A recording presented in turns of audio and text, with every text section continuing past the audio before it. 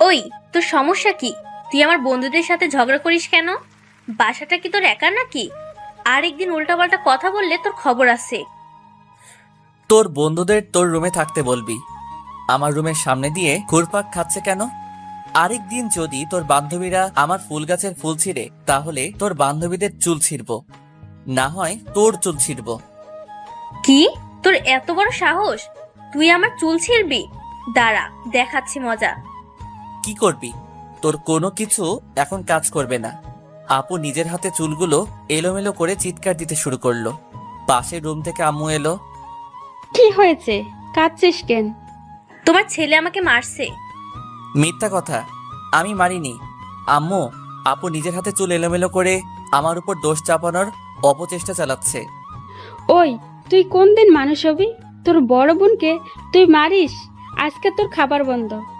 খাবো না, যাও। আমার কথা সত্য, অথচ আমার কথা বিশ্বাস করো না। তোর আজকে খাবার বন্ধ। আমার এখন কাজ আছে, আমি কিচেনে গেলাম। তানিশা, তুই আমার সাথে রান্না করে চল। যাও, কোনো ব্যাপার না। মনে হয় আপনারা তো কিছুই বুঝতে পারছেন না। আমি পারভেজ, বাবা মায়ের আদরের সন্তান নাকি শাসনের সন্তান তাই বুঝি না। আপুর নাম তানিশা, সবকিছু দখল করে আছে। বাবা ব্যবসা করে, সংসারের মাথা হলো মা। মায়ের কথাই শেষ কথা। বাবা নাকি মাকে ভালোবেসে বিয়ে করেছিল, বাকিটা ইতিহাস। বাসা থেকে বের হয়ে বন্ধুদের নিয়ে আড্ডা দিচ্ছি। আমার কয়েকটা বন্ধু আছে, বন্ধু বললে ভুল হবে, এরা সবগুলো এক একটা কলিজার টুকরা। কিরে মামা, কি হয়েছে? মন খারাপ নাকি? দূর, এটা কোনো জীবন হলো নাকি? কলেজে শাসন, বাসায় শাসন, সব জায়গায় মহিলা আর মহিলা। এই জীবন আর রেখে লাভ কি? হরে আর বাঁচতে চাই না। আমার সবগুলো ফ্রেন্ড মেয়ে। আমার গার্লফ্রেন্ডগুলো মেয়ে। হরে আর বাঁচতে চাই না, আমার সবগুলো গার্লফ্রেন্ডগুলো মেয়ে। বালের কথা বাদ দে, আমার সাথে মজা করিস নাকি? হালারা ফকিন্নি কোনহানের, তোরা কি ছেলেদের সাথে প্রেম করতে চাস নাকি? তোর বালের কথা বাদ দে। আজকে মহিলাদের উপর রাগ করছিস কেন সেটা বল। আমি সবটা খুলে বললাম। আবে, আমি আজকে কোনোভাবে সাহায্য করতে পারবো না। আজকে আমার অবস্থাও একই রকম। বাসায় কে যেন বলে দিছে আমি মামার মেয়ের সাথে প্রেম করি। এদিকে মা আবার অনেক খেপে গেছে। সাইদ, পেটে টান পড়ছে, কিছু খেতে হবে। আমি বেঁচে থাকতে তুই না খেয়ে থাকবি না। দাঁড়া, আমি তোর জন্য খাবার আনছি। 5 মিনিট পর এক গ্লাস পানি এনে বলে, এইটা খা, গলাটা ভিজিয়ে নে। এইটা কি? এইটা বিশুদ্ধ পানি, খাইলে শরীরে একটু জোর পাবি। সাইদ, বেশি রকম হয়ে যাইতেছে কইলাম। আমি জানতাম এমন কিছুই হবে। সাইদ খাওয়াবে তোরে? ও 14 গোষ্ঠী তো কিপটা। তোরা থাক, আমি গেলাম। চল দোকানে গিয়ে খেয়ে আসি। চল। তারপর 3জন মিলে খাওয়া দাওয়া করলাম, চা, রুটি, কলা, কেক। আমার ফোনে টাকা নাই। সাইদ, তোর ফোনটা একটু দে। কি করবি? বেশি টাকা নাই, 1 মিনিটের মধ্যেই শেষ করবি। আরে বেটা, তুই চাইলেই দিয়ে দিব। তারপর মোবাইলটা দোকানদারকে দিয়ে বললাম, এই নেন মোবাইল, যখনই খাবারের বিল দিতে পারি তখন মোবাইল দিয়ে দিবেন। পারবেশ, কাজটা কিন্তু ঠিক করলি না। আবে শালা, ক্ষুধা লাগছে, খাইছি। এখন আমাদের দুজনের জন্য নিজের এই সামান্য মোবাইলটা বন্দুক দিতে পারবি না? সাইদ, আজ থেকে তুই বন্ধুদের জন্য উদাহরণ হয়ে থাকলি রে পাগলা। আমরা জানি তুই তোর বন্ধুদের জন্য নিজের কিডনি পর্যন্ত বিক্রি করতে পারবি রে পাগলা। বালের কথা পরে বলিস, এখন আবার মোবাইলটা দে। তোর মোবাইল তো তুই চাইলেই দোকানদার দিয়ে দিবে। এমন সময় একটা মেয়ে দোকানে এসে বলে, মামা একটা আইসক্রিম দেন। পারবেশ, তুই গরম হয়ে গেছিস, ঠান্ডা একটা আইসক্রিম খা। আব্বে, আইসক্রিম আমি খাই না, আইসক্রিম খাই ফকিন্নির গার্লফ্রেন্ড। ওই, তোদের সমস্যা কি? ওই ফকিন্নি, তুই তুই করে বলিস কারে? কানের নিচে একটা দেব, 2 ঘন্টা হা করে দাঁড়িয়ে থাকবি। আরে শালি, তোর এত বড় সাহস, তুই আমারে থাপ্পড় দিবি? তার আগে এই লাথি মাইরা বাত্তি নিভাইয়া দিব। ওই ছামড়া, তোর সমস্যা কি রে? আরেকবার উল্টাপাল্টা কিছু বললে চিৎকার দেব বলে দিলাম। তারপর মেয়েটা চলে গেল। এইভাবে ঘোরাফেরা করে রাতে বাসায় গেলাম। সারাদিন কই ছিলি? জাহান নামে গিয়ে দরজা বন্ধ করে লাইট অফ করে ঘুমিয়ে আছি। 10টার দিকে মা ডাকছে খাবার জন্য। খাবো না, তুমি খাও, আর তোমার মেয়েকে খাওয়াও। এখন খেলে খা, না খেলে সারা রাত না খেয়ে থাকতে হবে। আসতেছি। তারপর খাওয়া দাওয়া শেষ করে ছাদে গেলাম। ছাদে গিয়ে দেখি আপু দাঁড়িয়ে আছে, তাই গিয়ে পেছন থেকে একটা থাপ্পড় দিয়ে বললাম, কিরে ছাদে কি করিস? আমার দিকে ঘুরে তাকিয়ে বলছে, কোন শালারে? একটা চিৎকার দিলাম, মেয়েটাও একটা চিৎকার দিল। ওই শালা, তুই আমাকে ফলো করতে করতে আমার বাসায় চলে আসছিস? লও ঠেলা, আমার পিছনে পিছনে ফলো করে আমার বাসায় চলে আসছিস আর আমাকে বলছিস আমি তোর মতো শেষটিকে ফলো করি না। এমন সময় আপু ছাদে আসছে। কি রে, কি হয়েছে? দেখ তো, সেই কখন থেকে ছেলেটা আমাকে ফলো করছে। ওই ফকিন্নি, মুখে লাগাম দে। আমি তোরে ফলো করব কেন? তুই আমাকে ফলো করছিস। তোরা থাম তো, তোরা কেউ কাউকে ফলো করিসনি। দেখ তানিশা, এই ছেলেটার কথাগুলো সুবিধার লাগছে না। আরিফা, এইটা আমার ছোট ভাই পারভেজ, আর পারভেজ এই আমার বান্ধবী আরিফা। আরিফা আজ থেকে আগামী 1 মাস এখানে থাকবে। এক তোর জ্বালায় বাসা থেকে বাইরে থাকতে হয়, আর নতুন একটা আনছিস। আমার সাথে না পেরে এখন আমার পিছনে বান্ধবীকে লাগিয়ে দিয়েছিস। এইটা তোর ভাই দুনিয়ার বদমাইশ, রাস্তায় আমার সাথে ঝগড়া করেছে। ওই একদম চুপ।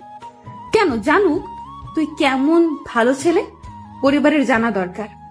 আর একটা কথা বললে কিস করে দিব বললাম। ওই কুত্তা, তোর মুখে থুতু দিব বলে দিলাম। পারলে ঠেকাইস। তারপর চলে আসলাম, আমি আমার রুমে চলে আসলাম আর ওরা ওদের রুমে। রুমের ভিতরে গিয়ে তানিশা আপু আর আরিফা আপু কথা বলছে।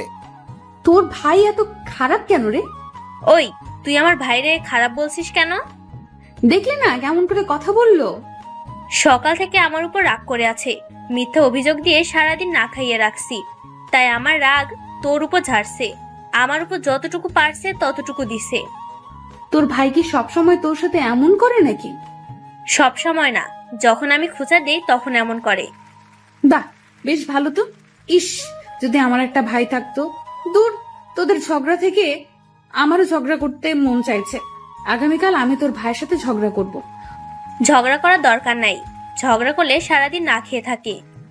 ও ঠিক আছে, তাহলে করলাম না। অনেক কিছু মিস করলাম রে। আচ্ছা, তোর বাবা মা কতদিন দেশের বাইরে থাকবে? আগামী 1 মাস আমাকেও সঙ্গে যেতে বলেছিল, তবে আমার কাছে ভালো লাগেনি, তাই যাইনি। এই 1 মাস তোর সাথে থাকবো। ঠিক আছে, কোনো সমস্যা নাই, তোর যতদিন মন চাই থাক, তবে পারভেজের কথা কিছু মনে করিস না। আর হ্যাঁ, এখন থেকে পারভেজের সামনে তোকে কেউ কিছু বলতে পারবে না, এটা আমি গ্যারান্টি দিতে পারি। পারভেজ যার সাথে ঝগড়া করে সে হয় পারভেজের বন্ধু, না হয় চরম শত্রু। বেশ মজার তো। আচ্ছা, এখন ঘুমা। সকালবেলা মনে হচ্ছে আমার রুমে অনেক বৃষ্টি হচ্ছে, তাই ঘুম ভেঙে গেল। মাথায় আমার আগুন লেগে গেল। সকালবেলা ঘুমের আসল মজা মনে হচ্ছে কাঁচা খেয়ে ফেলি। কিরে ডাইনি, তুই আমাকে পানি দিয়ে ভিজিয়ে দিলি কেন? ওই, তুই এত ঘুমাস কেন? হারামি, তুই আমার স্বপ্নটাই নষ্ট করে দিলি। বাস্তবে তো তোর জ্বালার কারণে প্রেম করতে পারলাম না। অনেক কষ্ট করে স্বপ্নে একটা মেয়েকে পটালাম, এখন বিয়ের কথা হচ্ছিল, তুই আমার বিয়েটা ভেঙে দিলি। দূর হয়ে যা আমার চোখের সামনে থেকে। ওই, তুই প্রেম কর, তাহলে আমার কোনো চিন্তা নাই। আমি চিন্তা করি তোর পাল্লায় পড়ে কোন মেয়ের জীবন নষ্ট করবে। আর শোন, মা তোকে ডাকছে, চলে আয়, দেরি করলে মা আসবে। যা, আমি আসতাছি। তারপর ফ্রেশ হয়ে মায়ের কাছে গেলাম। নাস্তা করে একটু তোর বাবার অফিসে যা, আজকে না খেয়ে তোর বাবা অফিসে গেছে। ঠিক আছে, দাও। খাওয়া দাওয়া শেষ করে বাবার অফিসে খাবার নিয়ে গেলাম। তুই খাওয়া দাওয়া শেষ করে আসছিস? তুমি খেয়ে নাও, আমি এখন কলেজে যাব। তারপর কলেজে চলে আসি। কলেজে এসে মিজান আর সাইদের সাথে বসে আড্ডা দিচ্ছিলাম, এমন সময় আপু ফোন করে বলল তাদের কলেজে নাকি আজকে অনেক ঝগড়া হচ্ছে। রাজনৈতিক 2 গ্রুপের মধ্যে চরম তোলপাড় সৃষ্টি হয়েছে, তাই কলেজ থেকে বাসায় ফিরে আসতে চাইছে, কিন্তু তারা দুজন অনেক ভয় পাচ্ছে। তুই অপেক্ষা কর, আমি আসছি, তুই বাহিরে বের হবি না, আমি বললে বারান্দায় আসবি। তারপর আপুর কলেজে গেলাম, গিয়ে দেখি বেশ বড় ধরনের ঝগড়া হচ্ছে। কোনো রকমে ভিতরে গিয়ে পিছনের গেট দিয়ে বের হয়ে আসলাম। তুই আসতে এত দেরি করলি কেন? দেরি করলাম কোথায়, মাত্র আধা ঘন্টা লাগছে।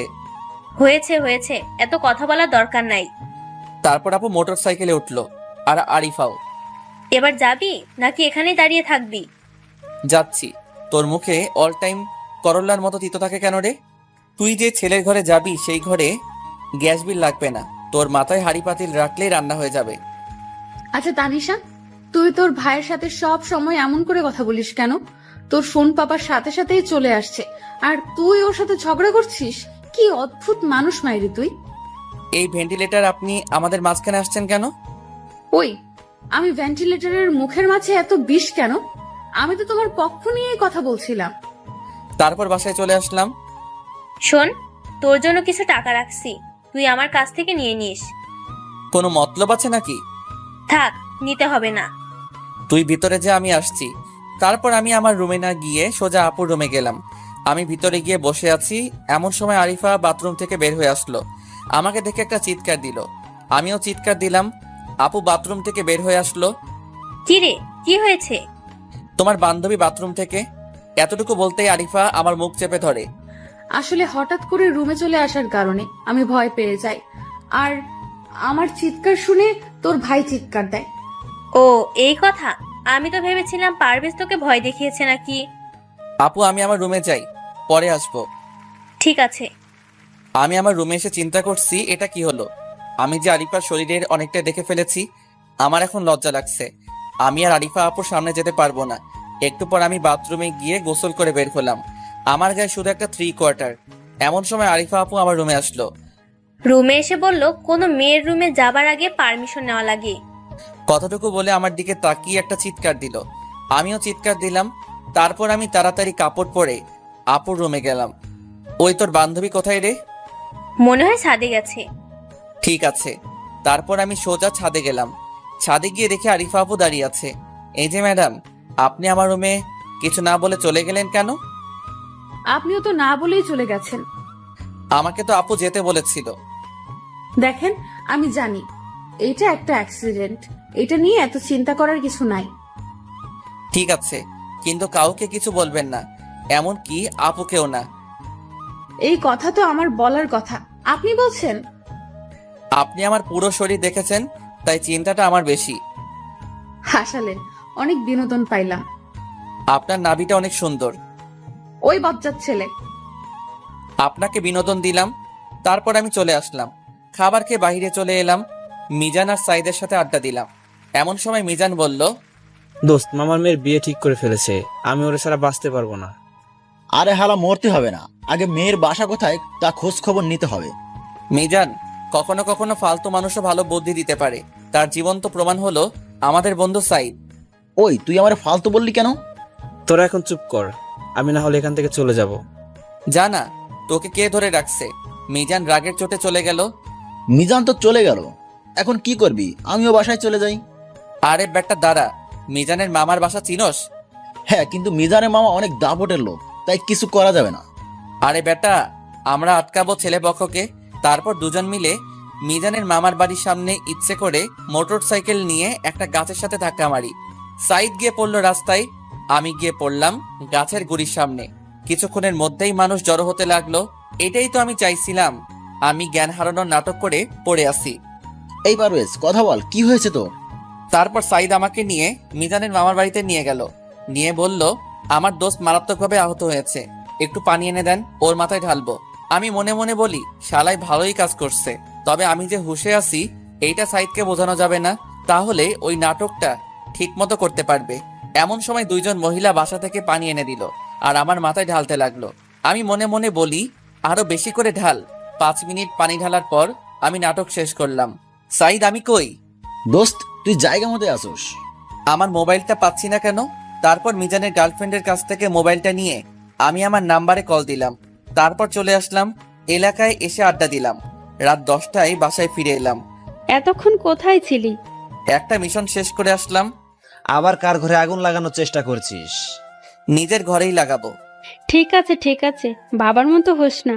তাহলে সারা জীবন ধরে শুধু অফিস আর বাসা, বাসা আর অফিস, দুটো নিয়ে জীবন শেষ করে দিবি। এখানে আবার আমাকে টানাটানি করছো কেন?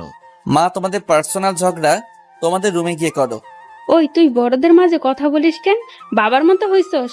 এইটা কিন্তু ঠিক না, বারে বারে আমাকে টেনে কেন আনো? আর আমার ছেলে আমার মতোই হবে, তোমার সমস্যা আছে?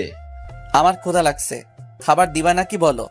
তোর বাবাকে বল খাবার রেডি করে দিতে। মা চলে গেল। আসলে এটা আমাদের পরিবারের ঝগড়া না, এটাই ভালোবাসা। এমন সময় তানিশা আর আরিফা এলো। তানিশা খাবার রেডি করছে আর আরিফা আমাদের ঝগড়া দেখে হাসছে। খাওয়া দাওয়া শেষ করে রুমে গেলাম। এমন সময় তানিশা আমার রুমে আসলো। এই নে তোর টাকা। আর শোন, এগুলো আমার জমানো টাকা। এই টাকা দিয়ে ভালো দেখে একটা মোবাইল কিনবি। আমার মোবাইল তো ঠিক আছে, মোবাইল কিনে কি করব? আমার এক বান্ধবী একটা মোবাইল কিনছে, ওই মোবাইলটা আমার খুব পছন্দ হয়েছে, তাই আমি চাই তুই ওইরকম একটা মোবাইল কেন। এইটা কোনো কথা হলো? এমন সময় মোবাইলের কথা বলায় আমার মনে পড়লো মিজানের গার্লফ্রেন্ডের কথা। আপু তুই দাঁড়া, আমি একটু কথা বলে আসি একজনের সাথে, আমার কিছু কথা আছে। তা কথাটা কি ছেলের সাথে না মেয়ের সাথে? মেয়ের সাথে। কতদিন ধরে চলছে? কি কতদিন ধরে চলছে? মোবাইলে কতদিন ধরে চলছে? আপু আমার জন্য কথা বলছি না, মিজানের জন্য কথা বলছি। ওর গার্লফ্রেন্ডের নাকি বিয়ে, তাই বিয়েটা আটকানোর চেষ্টা করছি, এই আর কি। ও, তাহলে তুই কথা বল, আমি আসি। আর শোন, আগামীকাল মোবাইল কিনবি। ঠিক আছে। তারপর ছাদে গিয়ে কথা বলছিলাম, এমন সময় আরিফা ছাদে আসলো। আমার কথা বলা দেখে আরিফা বলল, কার সাথে কথা বলেন? গার্লফ্রেন্ডের সাথে। ভালো, তা আপনার বোন বললো আপনার কোনো গার্লফ্রেন্ড নাই? ঠিকই বলছে, আমি আমার বন্ধুর গার্লফ্রেন্ডের সাথে কথা বলছি। তারপর মোবাইলে কথা বলে ছেলে সব খোঁজ খবর নিলাম। তারপর আরিফাকে বললাম সরি কেন? দুপুরের আচরণের জন্য। কোনো সমস্যা নাই, ইটস ওকে। আপনি এত রাতে ছাদে কেন আসছেন? মা একটু পর কল দিবে, তাই ছাদে আসছি। ও, তারপর আরিফা তার মায়ের সাথে কথা বলল, আমি দাঁড়িয়ে আছি। কথা শেষ করে আরিফা আমার দিকে তাকালো। একটা কথা বলবো? বলেন। আপনি সব সময় আপনার পরিবারের সবার সাথে এভাবে কথা বলেন কেন? আমাদের পরিবারে সবাই সবাইকে অনেক বুঝে, আর আমাদের ভালোবাসাটা এমনি। মা বাবা ভালোবেসে বিয়ে করেছে, তাদের দুজনের মধ্যে অনেক মিষ্টি ঝগড়া লেগেই থাকে। কখনো মায়ের অসুখ হলে বাবা তখন আর ঘুমায় না, আবার বাবার অসুখ হলে মা সারা রাত বাবার পাশে বসে থাকে। আর আমার আর আপুর ঝগড়া তো অন্যরকম, কখনো কিছু চাইতে হয় না। আপুর কোনো সমস্যা হলে আমি বন্ধুর মতো পাশে থাকি। আমাদের মাঝে কোনো সরি বা থ্যাংক ইউ নেই। আমাদের পরিবারের সবাই অনেক ফ্রি। একজনের সাথে ঝগড়া লাগলে তাকেই বেশি দোষারোপ করা হয়। গতকাল সকালে আপুর সাথে ঝগড়া হয়েছে, আজকে নিজের জমানো টাকা দিয়ে দিছে মোবাইল কেনার জন্য। আমার মতে এটাই আসল ভালোবাসা। ঝগড়া লাগবে কিন্তু রাগ করে কথা না বলার কিছু নেই। একদিন যদি বাসার কারোর সাথে কথা না বলি, তাহলে হয়তো সবাই টেনশন করবে, কারণ তারা ভাববে আমি কি কোনো কষ্ট পেয়েছি নাকি। আচ্ছা, আপনার বাবা মায়ের সাথে ঝগড়া হয় না? না, বাবা সব সময় ব্যবসা নিয়ে ব্যস্ত থাকে। আমি মায়ের সাথে বেশি সময় কাটাই। তারাও যথেষ্ট পরিমাণ রোমান্টিক, এই বয়সেও ঘোরাঘুরি করতে পারে। তাই মা বাবাকে একা ছেড়ে আসছি। আর কাবাবে হাড্ডি হতে চাইলাম না, কিন্তু আমি একা বাসায় থাকবো, এই জন্য তারা অনেক চিন্তিত ছিলেন। তাই আমি তানিশার কথা বলে এইখানে আসছি, কারণ একা একা আমার ভালো লাগে না। আমি প্রথমে ভেবেছিলাম তুমি অনেক ঝগড়াটে, কিন্তু এখন বুঝলাম তোমরা সবাই আসলে ভালোবাসার ঝগড়া করো। আচ্ছা, এখন গিয়ে ঘুমিয়ে পড়ুন। হ্যাঁ। তারপর রুমে গিয়ে ঘুমিয়ে গেলাম। সকালবেলা ঘুম ভাঙলো আপুর পানির কারণে। এই ডাইনি, তুই আমার জীবনটা শেষ করে দিলি। তুই একটা সকালেও ঘুম থেকে সময় মতো উঠতে পারিস না। তুই একটা সকালেও ঘুম থেকে সময় মতো উঠতে পারিস না। তাই বলে তুই আমার গায়ে পানি ঢেলে দিবি? আমাকে একটা দিন আরামসে ঘুমাতে দিবি না? ওই, এত বকবকানি শোনার মতো সময় আমার নেই। ফ্রেশ হয়ে খাওয়া দাওয়া শেষ কর, কলেজে নিয়ে যাবি। আমাকে তুই ড্রাইভার পেয়েছিস নাকি? আমি আজকে কলেজে যাব না। সেটা তোর ব্যাপার, কিন্তু আমি যাব, আর তুই দিয়ে আসবি। এই নিয়ে কোনো কথা হবে না। ঠিক আছে ঠিক আছে, যা তুই, আমি আসছি। ফ্রেশ হয়ে নাস্তা শেষ করে বাইক নিয়ে দাঁড়িয়ে আছি। এমন সময় আরিফা আর আপু আসলো। আরিফাকে আজকে রাজকন্যা মনে হচ্ছে। কিরে, তুই এভাবে কি দেখছিস? কিছু না, ওঠ। তারপর আপু তারপর আরিফা দুজন উঠলো। আজকে কি তুই সত্যি কলেজে যাবি না? না, আমি কলেজে গেলে মিজানের অনেক বড় ক্ষতি হয়ে যাবে। কি ক্ষতি হয়ে যাবে? আজকেই মিজানের গার্লফ্রেন্ডকে নিয়ে আসবো, তারপর ওদের বিয়ে দিব। এখানে কি পালিয়ে বিয়ের কথা হচ্ছে নাকি? আবাল কোনহানের, এতক্ষণ কি বললাম তাহলে? এই, তুমি তোমার আপুর সাথে যেভাবে কথা বলো সেভাবে আমার সাথে কথা বলবে না। কেন এভাবেই বলবো? আমি তোমাদের স্পেশাল মানুষ। কিভাবে? আমি তোমাদের মেহমান। ঢ্যাঁড়স, 2 টাকার মুরগি, 10 টাকার মশলা। কি বললা? বললাম আপনি অনেক ভালো। তারপর কলেজের সামনে নামিয়ে দিলাম। এখন কোথায় যাবি? শুভ কাজটা সেরে ফেলি। পারভেজ, একটা কথা বলি। বলেন। আমার না এসব দেখতে ভালো লাগে, প্লিজ আমাকে নিয়ে যাবে? আরে, ধরা খেলে সর্বনাশ হয়ে যাবে। তখন আপনাকে নিয়ে পালাবো নাকি নিজের জীবন বাঁচাবো, কোনটা করব? তুমি কি ভীতু নাকি? আরিফা, এইসব কাজ অনেক কঠিন কাজ, তুই যাস না। আরে ধুর বোকা, তোর মতো এত বেরসিক নাকি? জীবনে প্রথম একটা সুযোগ পাবো, তাও আবার হাতছাড়া করবো নাকি? এই মিস আরিফা, আপনি কি জানেন এইসব ঘটনায় অনেক কষ্ট করতে হয়, আর ধরা পড়লে মাইর একটাও মাটিতে পড়ে না। যদি দুই একটা মাইর মাটিতে পড়ে তাহলে তা আবার উঠিয়ে পিঠে দেয়। তোমার প্রতি আমার বিশ্বাস আছে, তুমি পারবা আমি জানি। তোমার চলাফেরা দেখেই বোঝা যায়। ঠিক আছে, আমি যেভাবে বলবো সেভাবে থাকতে হবে। ঠিক আছে। তাহলে তোরা যা, আমি কলেজে গেলাম। আর পারভেজ, আরিফার যেন কোনো ক্ষতি না হয়। বেশি পেঁচাল পারবি না। তারপর আরিফাকে নিয়ে আমাদের আড্ডা দেওয়ার জায়গায় গেলাম। সাইদ আগে থেকে রেডি হয়ে আসছিল। কি রে, তুই এত দেরি করলি কেন? এমনি একটু সময় লাগছে। দাঁড়া দাঁড়া, আমরা তো জানি তুই প্রেম করস না, তা কার গার্লফ্রেন্ড নিয়ে আসছিস? তুই সবসময় নেগেটিভ ভাবিস। উনি আমার আপুর বান্ধবী আরিফা আপু। সরি আপু, কিছু মনে করবেন না, আমি ঠিক বুঝতে পারিনি। পারভেজ, তোমার গার্লফ্রেন্ড নাই? না, আমার কাছে এসব প্রেম ভালোবাসা করার মতো ইচ্ছা নাই। তারপরে হয়তো বা এক দুইটা প্রেম হয়ে যেত, কিন্তু আপুর জন্য আর সম্ভব হয় না। ও, তার তানিশা তোমাকে ভালোবাসতে না করে নাকি? না, তবে আপু মা বাবা যাকে পছন্দ করবে আমি তাকেই বিয়ে করব। ছোটদের বড় সিদ্ধান্ত নেওয়া উচিত নয়। পারভেজ, আমি সত্যিই তোমাকে অনেক বাজে মনে করতাম, কিন্তু তোমার মনটা অনেক ভালো। ধন্যবাদ আপনাকে। তোমার না আজকে ফোন কিনতে যাওয়ার কথা? যাব তো, এই কাজটা শেষ করে যাব। এসব কথা বলতে বলতে মিজানের মামার বাড়ির সামনে গিয়ে দাঁড়ালাম। আরিফা, তুমি এখানে দাঁড়িয়ে থাকো, আমি আসছি। আমিও ভেতরে যাব। তুমি গেলে সব ল্যাঠা চুকে যাবে। আমি এখানে সব কিছু দেখার জন্য এসেছি। ঠিক আছে চলুন, কিন্তু অতিরিক্ত কোনো কথা বলতে পারবে না। আর আমি যেভাবে বলবো সেভাবেই থাকতে হবে। আমি সাইদ আর আরিফা ভিতরে গেলাম। আমি ভিতরে গিয়ে খালাম্মা খালাম্মা বলে চিৎকার দিতে লাগলাম। এমন সময় দুইটা মহিলা ঘর থেকে বের হয়ে এলো। আমি পায়ে সালাম করে বলতে থাকলাম, খালাম্মা, আপনারা গতকাল আমার জীবন বাঁচিয়েছেন, সেজন্য আপনাদেরকে এক নজর দেখতে এলাম। থাক বাবা থাক, বেঁচে থাকো। গতকাল তোমরা দুজন এখানে যে অবস্থায় এসেছো, তোমার তো জ্ঞান ফিরছিল না। খালাম্মা, আমি একে এর বাবার বাড়ি থেকে পালিয়ে নিয়ে এসেছি। একটু আগে বিয়ে করেছি। আর গতকালের ঘটনা ওকে বললেই ও আপনাদের এক পলক দেখার জন্য পাগল হয়ে গিয়েছিল, তাই নিয়ে এলাম। তা খালাম্মা, গতকাল একজন আপুকে দেখেছিলাম, তার মোবাইল দিয়ে আমার মোবাইল খোঁজ করে পেয়েছিলাম। সে কোথায়? তাকে একটা ধন্যবাদ দেওয়া আমার খুব প্রয়োজন। দাঁড়াও, আমি ডেকে দিচ্ছি, দেখা করে যাও। আর শোনো, পালিয়ে বিয়ে করাটা ঠিক না, এটা তুমি ভুল করেছো। এমন সময় মিজানের গার্লফ্রেন্ড এলো। আমি আরিফাকে বললাম, যাও তুমি আপুর সাথে একটু কথা বলো, আর তার জন্য আনা গিফটটা দাও। আরিফা আমার মুখের দিকে তাকিয়ে আছে। তাকিয়ে থেকো না, তাদের জন্য আমার জীবন বেঁচেছে। তাকে তুমি আনা গিফটটা দাও। তারপর আরিফা বাহিরে নিয়ে গেল। আমি সাইদ ওয়াশরুমে যাওয়ার কথা বলে বাড়ির পিছনে দেওয়াল টপকে বাইরে চলে গেল। কিছুক্ষণ পর আমি বলতে লাগলাম, না, আরিফাকে দিয়ে কিছু হবে না, এতক্ষণ কি গল্প করছে। এই কথা বলে আমি বাহিরে চলে এলাম। মোটর সাইকেল স্টার্ট দিয়ে আমরা উধাও। আরিফা আমার পিছনে আর সাইদের পিছনে মিজানের গার্লফ্রেন্ড। 30 মিনিটের রাস্তা আমরা 20 মিনিটে কাভার করলাম। তারপর মিজানকে ফোন করে বললাম, কাজী অফিসে আয়।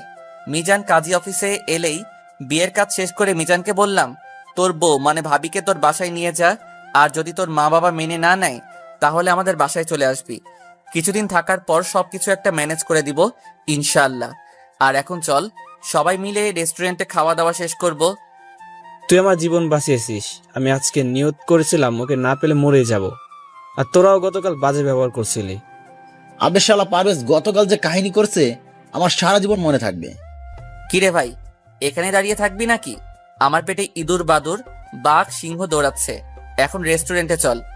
চল, আমারও ক্ষুধা লাগছে। তারপর রেস্টুরেন্টে গেলাম। মিজান আর ওর বউ একসাথে বসেছে। সাইদ এক পাশে, আমি আর আরিফা এক পাশে। বাজেট কম, আমার দিকে একটু খেয়াল রেখে অর্ডার করিস। আজকে তোর বিয়ের খাবার খাবো, তো কম কেন খাবো? দরকার হলে আজকে তোকে বন্দুক দিয়ে যাব। সমস্যা নাই, তোমরা খাও, যদি টাকা লাগে আমি দিব। ওই তোমরা হরতাল বন্ধ করো, যার যা লাগে অর্ডার করো। এরপর অর্ডার করা শুরু করলাম। খাওয়া দাওয়া শেষ। 10,000 বিল হয়েছে। মিজান কষ্ট করে 7,000 দিল, বাকিটা মিজানের বউ দিল। তারপর বাসার দিকে রওনা দিলাম। আমি আর আরিফা একসাথে আসছি। ওই সময় তুমি কথা বললে কেন? কোন সময় কোন কথা বলছি? ওই সময় তুমি ওই কথা বললে কেন? ওই সময় বললা আমি তোমার বউ।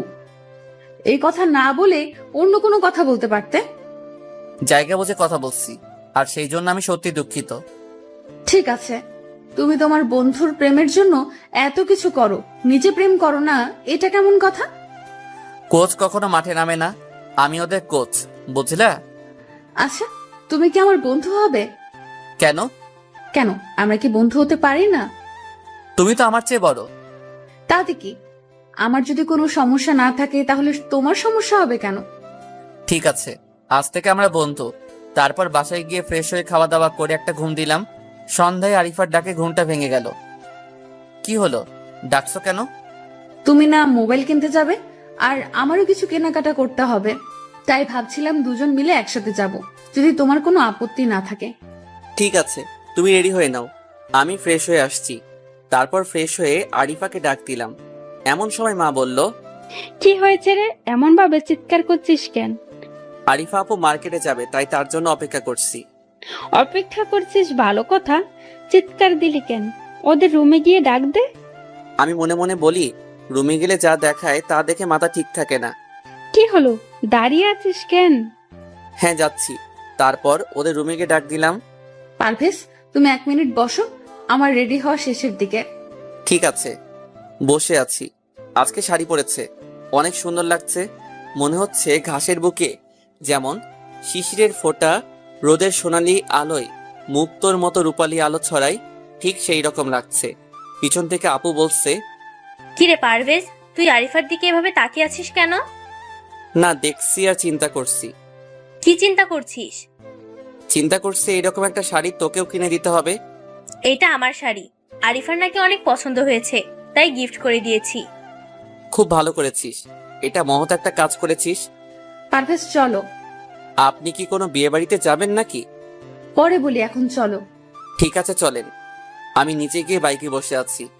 বাইক রাখো, আমরা রিক্সা দিয়ে যাব। আমর জ্বালা, বাইক রেখে আমি রিক্সা দিয়ে যাব কেন? আবে হালাই চিল্লাইবার লাগছো গেলা।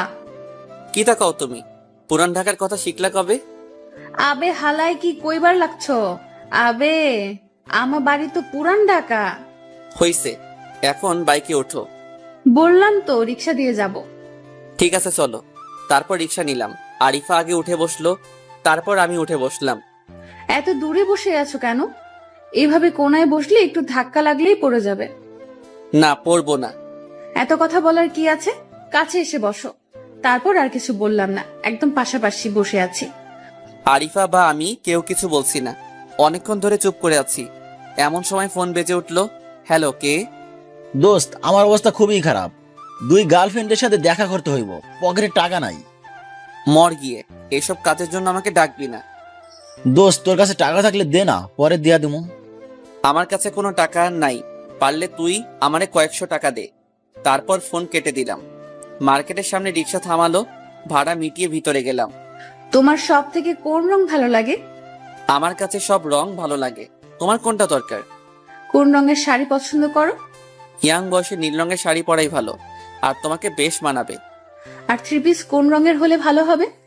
3 পিস কালো রঙের হলে ভালো লাগবে, আর হলুদ রঙের হলেও ভালো লাগবে। ঠিক আছে, চলো। তারপর প্রথমে নীল রঙের শাড়ি নিল, এরপর কালো রঙের 3 পিস নিল, আর হলুদ রঙের 3 পিস নিল।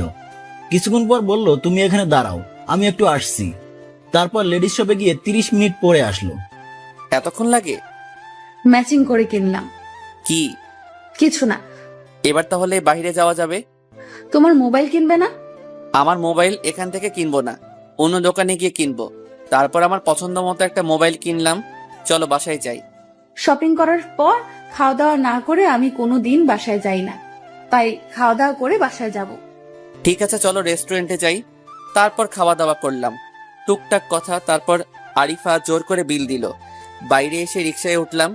একটু যেতেই ফুলের দোকান দেখে আরিফা বলল, থামেন থামেন, আমার ফুল কেনার বাকি আছে। এখন ফুল দিয়ে কি করবে? গোলাপ আমার অনেক প্রিয়, তুমি একটু দাঁড়াও, আমি আসছি। এরপর অনেকগুলো ফুল নিয়ে আসলো। তারপর আবার বাসার দিকে রওনা দিলাম। কিছুক্ষণ পর বাসায় গেলাম। আধা ঘন্টা পর বাসায় পৌঁছে গেলাম। গোসল করে ঘুমিয়ে পড়লাম। 1 ঘন্টা পর আবার তানিশা আপু ডাকতে শুরু করলো। এখন তো সকাল হয়নি, এখন ডাকছিস কেন? আরিফা তোকে ছাদে যেতে বলেছে।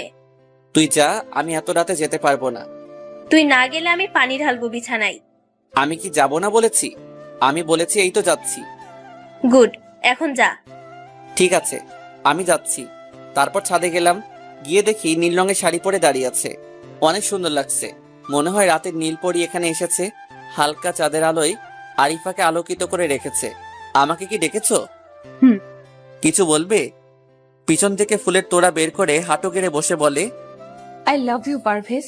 আমি অনেক ভেবেছি, কিন্তু চিন্তা করে দেখলাম আমার জীবনে তোমার মতোই একজন মানুষ দরকার। আমার মতো বয়সে ছোট ছেলে তোমার দরকার? বিশ্বাস করো, আমি তোমাকে ভালোবেসে ফেলেছি। মনের সাথে অনেক যুদ্ধ করেছি, কিন্তু পারিনি। তোমাকে ভালো না বেসে থাকতে পারলাম না। আরিফা, তুমি আমার বড় বোনের বান্ধবী। এটা সমাজ, পরিবার কেউ মানবে না। তুমি মানলেই সবাই মানবে। তুমি এখন ওঠো। না, তুমি আগে আমার ভালোবাসা গ্রহণ করো। আমি তোমার বোনের সাথে কথা বলেছি, সে বলেছে তুমি রাজি হলে তার কোনো আপত্তি নেই, আর তোমার পরিবারের কারো আপত্তি থাকবে না। দেখো আরিফা, আমি তোমাকে আমার বোনের নজরে দেখেছি, যা শুধু আপু ডাকিনি। ওইটা আমার অনেক বড় ভুল ছিল। তোমাকে আমার আপু ডাকার প্রয়োজন ছিল। আর শোনো, তুমি উঠে ঘরে যাও, আর ঠান্ডা মাথায় চিন্তা করো। তুমি আমাকে গ্রহণ না করলে আমি এখান থেকে যাব না। দেখো, সেটা তোমার ব্যাপার। আজকে যদি তুমি আমাকে গ্রহণ না করো, তাহলে আমি নিজেকে শেষ করে দিব। আচ্ছা, তুমি আমাকে 2 দিন সময় দাও, আমি 2 দিন পর তোমাকে আমার উত্তর দিব। 2 মিনিট সময় দিলাম। 2 দিনের সময় কি বেশি চেয়েছি? আর বেশি তেরিবেরি করলে আমি নিজেই নিজেকে শেষ করে দিব। না, তুমি নিজের কোনো ক্ষতি করো না। আমি তোমাকে 2 দিন সময় দিলাম। তারপর আরিফাকে রুমে যেতে বললাম। কিছুক্ষণ পর আমিও রুমে চলে এলাম। একটু পর তানিশা আমার রুমে এলো। ওই তুই কি রে? মেয়েটা নিজের লাজ লজ্জার মাথা খেয়ে তোকে প্রপোজ করলো, আর তুই ওকে ফিরিয়ে দিলি? আমি তোর কি এমন ক্ষতি করেছি রে, তুই তোর বান্ধবীকে আটকাতে পারলি না? আরিফাকে চিনি, ও অনেক ভালো মেয়ে। কোনো ছেলের সাথে ওর আড্ডা নেই, কারোর সাথে প্রেম করেনি। তাছাড়া বাবা মায়ের একমাত্র মেয়ে। ওই তোকে অনেক আগে থেকেই ভালোবাসে। সবকিছু ঠিক আছে, কিন্তু আরিফা তো আমার চেয়ে বড়। তুই জেনে শুনে এমন একটা কাজকে উৎসাহিত করলি। ওই তোকে আরো 1 বছর আগে থেকেই ভালোবাসে। মজা করিস আমার সাথে? 2 দিন আগে আমাকে প্রথমবার দেখেছে, আর তুই বলছিস 1 বছর? শোন, 5 বছর হলেও আমার কিছু করার নেই। তুই আমার সাথে ওর উকালতি করতে আসিস না। 3টা চড় দিল তানিশা আমার গালে। আমার মুখে তোর কথা শুনেই তোকে ভালোবেসেছিল। তুই যখন আমাকে কলেজ থেকে নিয়ে আসতি, তোকে এক নজর দেখার জন্য দূরে দাঁড়িয়ে তোকে দেখতো। আমি জানতাম ভালোবাসা কি, তুই তা বুঝিস না, তাই আরিফাকে প্রপোজ করতে মানা করেছিলাম। কিন্তু যখন তুই মিজানের জন্য এত কিছু করলি, তখন আরিফা আমার কোনো কথাই মানলো না, তাই প্রপোজ করছে। ঠিক আছে, আমাকে একটু চিন্তা করতে দে। আর এই কথাগুলো আমাকে ভালো করে বললেও পারতি, গায়ে হাত না তুললেও হতো। তোকে আদর দিয়ে দিয়ে মাথায় তুলে ফেলেছি, এখন মাথা থেকে নামাতে হবে, তাই মারছি। ঠিক আছে, আজকের পর থেকে তুই আর আমার উপর কোনো অধিকার খাটাতে আসবি না। ভালো করে চিনি না, জানি না কিভাবে আমি একজনকে ভালোবাসবো, তা তুই একবারও চিন্তা করলি না? 2টা দিনকে বেশি সময় চাইছিলাম। তোর ইচ্ছা, আমি তোর উপর কোনো অধিকার দেখাবো না। যা, তোকে মুক্তি দিলাম। আমি রাগ করে বাসা থেকে বেরিয়ে এলাম। রাস্তায় অনেকক্ষণ হেঁটে হেঁটে আবার বাসার সামনে এলাম। তারপর ছাদে গেলাম। এক কোণায় ছাদে বসে আছি। বসে থাকতে থাকতে কখন যে ঘুমিয়ে গেছি বলতে পারবো না। সকালে ঘুম ভেঙে গেলে নিচে যাওয়ার সময় দেখি আরিফা দরজার সামনে দাঁড়িয়ে আছে। তুমি কোথায় গিয়েছিলে? একটু আগে তোমাকে তোমার রুমে পেলাম না। ছাদে গিয়েছিলাম। ফ্রেশ হয়ে আসো, তোমাকে নিয়ে বাইরে যাব। আমি যেতে পারবো না, আমার অনেক ঘুম ধরেছে, চোখ জ্বালাপোড়া করছে। পরে কোনো সময় যাব। তুমি ঠিক আছো? কোনো সমস্যা নাই? আচ্ছা, আগামীকাল তুমি তোমার কথা জানাবে। দয়া করে না করো না। চেষ্টা করব, তবে আপুকে দিয়ে আমাকে অপমান না করলেও পারতে। তানিশা তোমাকে কি বলছে? কিছু না, 1 বছর কারো পিছনে না ঘুরে তাকে সামনাসামনি বলে দিতে, তাহলে এত কষ্ট আর নাটক করার কিছু থাকতো না। তোমার বাবা মায়ের সাথে দেখা করলাম। আমি তোমাকে যেমন ভাবতাম তা পরীক্ষা করে দেখলাম। আইসক্রিমের দোকানে তোমার সাথে ইচ্ছে করে ঝগড়া করছি, আর তুমি দেখলাম আমাকে টিটকারি মারলে। তাই ভাবলাম তুমি হয়তো ইফটিজিং করো, তাই আরেকটু সময় নিলাম। জয় বাংলা, হইছে কাম। আজকের পর থেকে আমার বিষয় কোনো কথা আপুর সাথে শেয়ার করতে পারবে না। তানিশাকে ছাড়া আমি কিভাবে থাকবো? ওই সব কিছু ব্যবস্থা করে দিল, আর ওকে কোনো কিছু জানাবো না। এটা কেমন কথা? শোনো, আগামীকাল লাগবে না, আজকে আমার উত্তর নিয়ে নাও। আমি আপুর সাথে প্রেম করতে পারবো না। তবে যদি মা বাবাকে রাজি করাতে পারো তবে তা ভিন্ন কথা। তোমার চেয়ে বয়সে বড় কারোর সাথে প্রেম করতে পারবে না? তাহলে তোমার বাবা মাকে রাজি করানোর কি আছে? আচ্ছা, তুমি কি আমাকে সত্যি ভালোবাসো? নিজের জীবনের চেয়ে বেশি। বিয়ের আগে আমার সাথে রাত কাটাতে পারবে? কি বলছো এসব? তোমার মাথা ঠিক আছে? হ্যাঁ, যা শুনলে তাই বলছি। বিয়ের আগে আমার সাথে রাত কাটাতে পারবে? আমাকে 2 দিন সময় দাও, আমি তোমাকে ভেবে বলছি। হ্যাঁ, যা শুনলে তাই বলছি। বিয়ের আগে আমার সাথে রাত কাটাতে পারবে? আমাকে 2 দিন সময় দাও, আমি ভেবে বলছি। তোমার যতদিন সময় লাগে সময় নাও, তারপর আমি আমার রুমে চলে আসি। আমারও তো একটু দেখা দরকার কেমন ভালোবাসে। আবেগের বশে সে কি বিবেককে বিসর্জন দিতে পারে কিনা। গোসল করে একটা লম্বা ঘুম দিলাম। দুপুরবেলা ঘুম থেকে উঠে ফ্রেশ হয়ে বাইরে যাচ্ছি, এমন সময় দেখি আরিফা ডাকছে। কিছু বলবা? হ্যাঁ, তোমাকে নিয়ে আমি একটু বের হতে চাই। কোথায় যাবে? তুমি রেডি হও, আমি তোমাকে নিয়ে যাচ্ছি। এখন কিছু জানতে চেও না। ঠিক আছে, আমি আসছি। 5 মিনিট সময় দাও। রেডি হয়ে নিচে গেলাম। আরিফা আগে থেকে আমার জন্য অপেক্ষা করছে। চলো। তারপর বাহিরে গিয়ে একটা রিক্সা নিয়ে যাচ্ছি। রিক্সা থেকে নামলাম একটা এতিমখানার সামনে। ভিতরে যেতেই অনেকগুলো বাচ্চা এসে আরিফার চারদিকে ভিড় করলো। মনে হয় আরিফা এদের অনেক আপন। আরিফা আমার দিকে আঙ্গুল তুলে বলছে, ওই যে তোমাদের ভাইয়া। কিছু বুঝে ওঠার আগে বাচ্চাগুলো আমার কাছে ছুটে আসলো। তারপর বাচ্চাদের সাথে বসে সময় পার করলাম। সন্ধ্যার দিকে একটা গাড়ি এলো। গাড়ি থেকে একটা লোক এসে আরিফাকে বলল, ম্যাডাম, খাবার এসে গেছে। এখন কি বাচ্চাদেরকে খাবার দিয়ে দেব? সবাইকে খবর দাও। এমন সময় আরিফা আমার কাছে এসে বলল, এদের সাথে বসে খেতে তোমার কোনো আপত্তি আছে? দেখো, এদের সাথে খেলে অন্যরকম একটা অনুভূতি কাজ করবে, অনেক শান্তি পাবে। আমার কোনো সমস্যা নাই। তাছাড়া আমি প্রতি বছর এমন বাচ্চাদের সাথে বসে খাবার খাই। তাইলে ঠিক আছে, তুমি আমার সাথে বসে খাবে। তারপর আমি আরিফার পাশে বসে বাচ্চাদের সাথে খাচ্ছি। মাঝে মাঝে আরিফার দিকে তাকিয়ে আছি। আরিফা কিন্তু একবারও আমার দিকে তাকালো না। খাওয়া দাওয়া শেষ করে বাহিরে বসে আছি।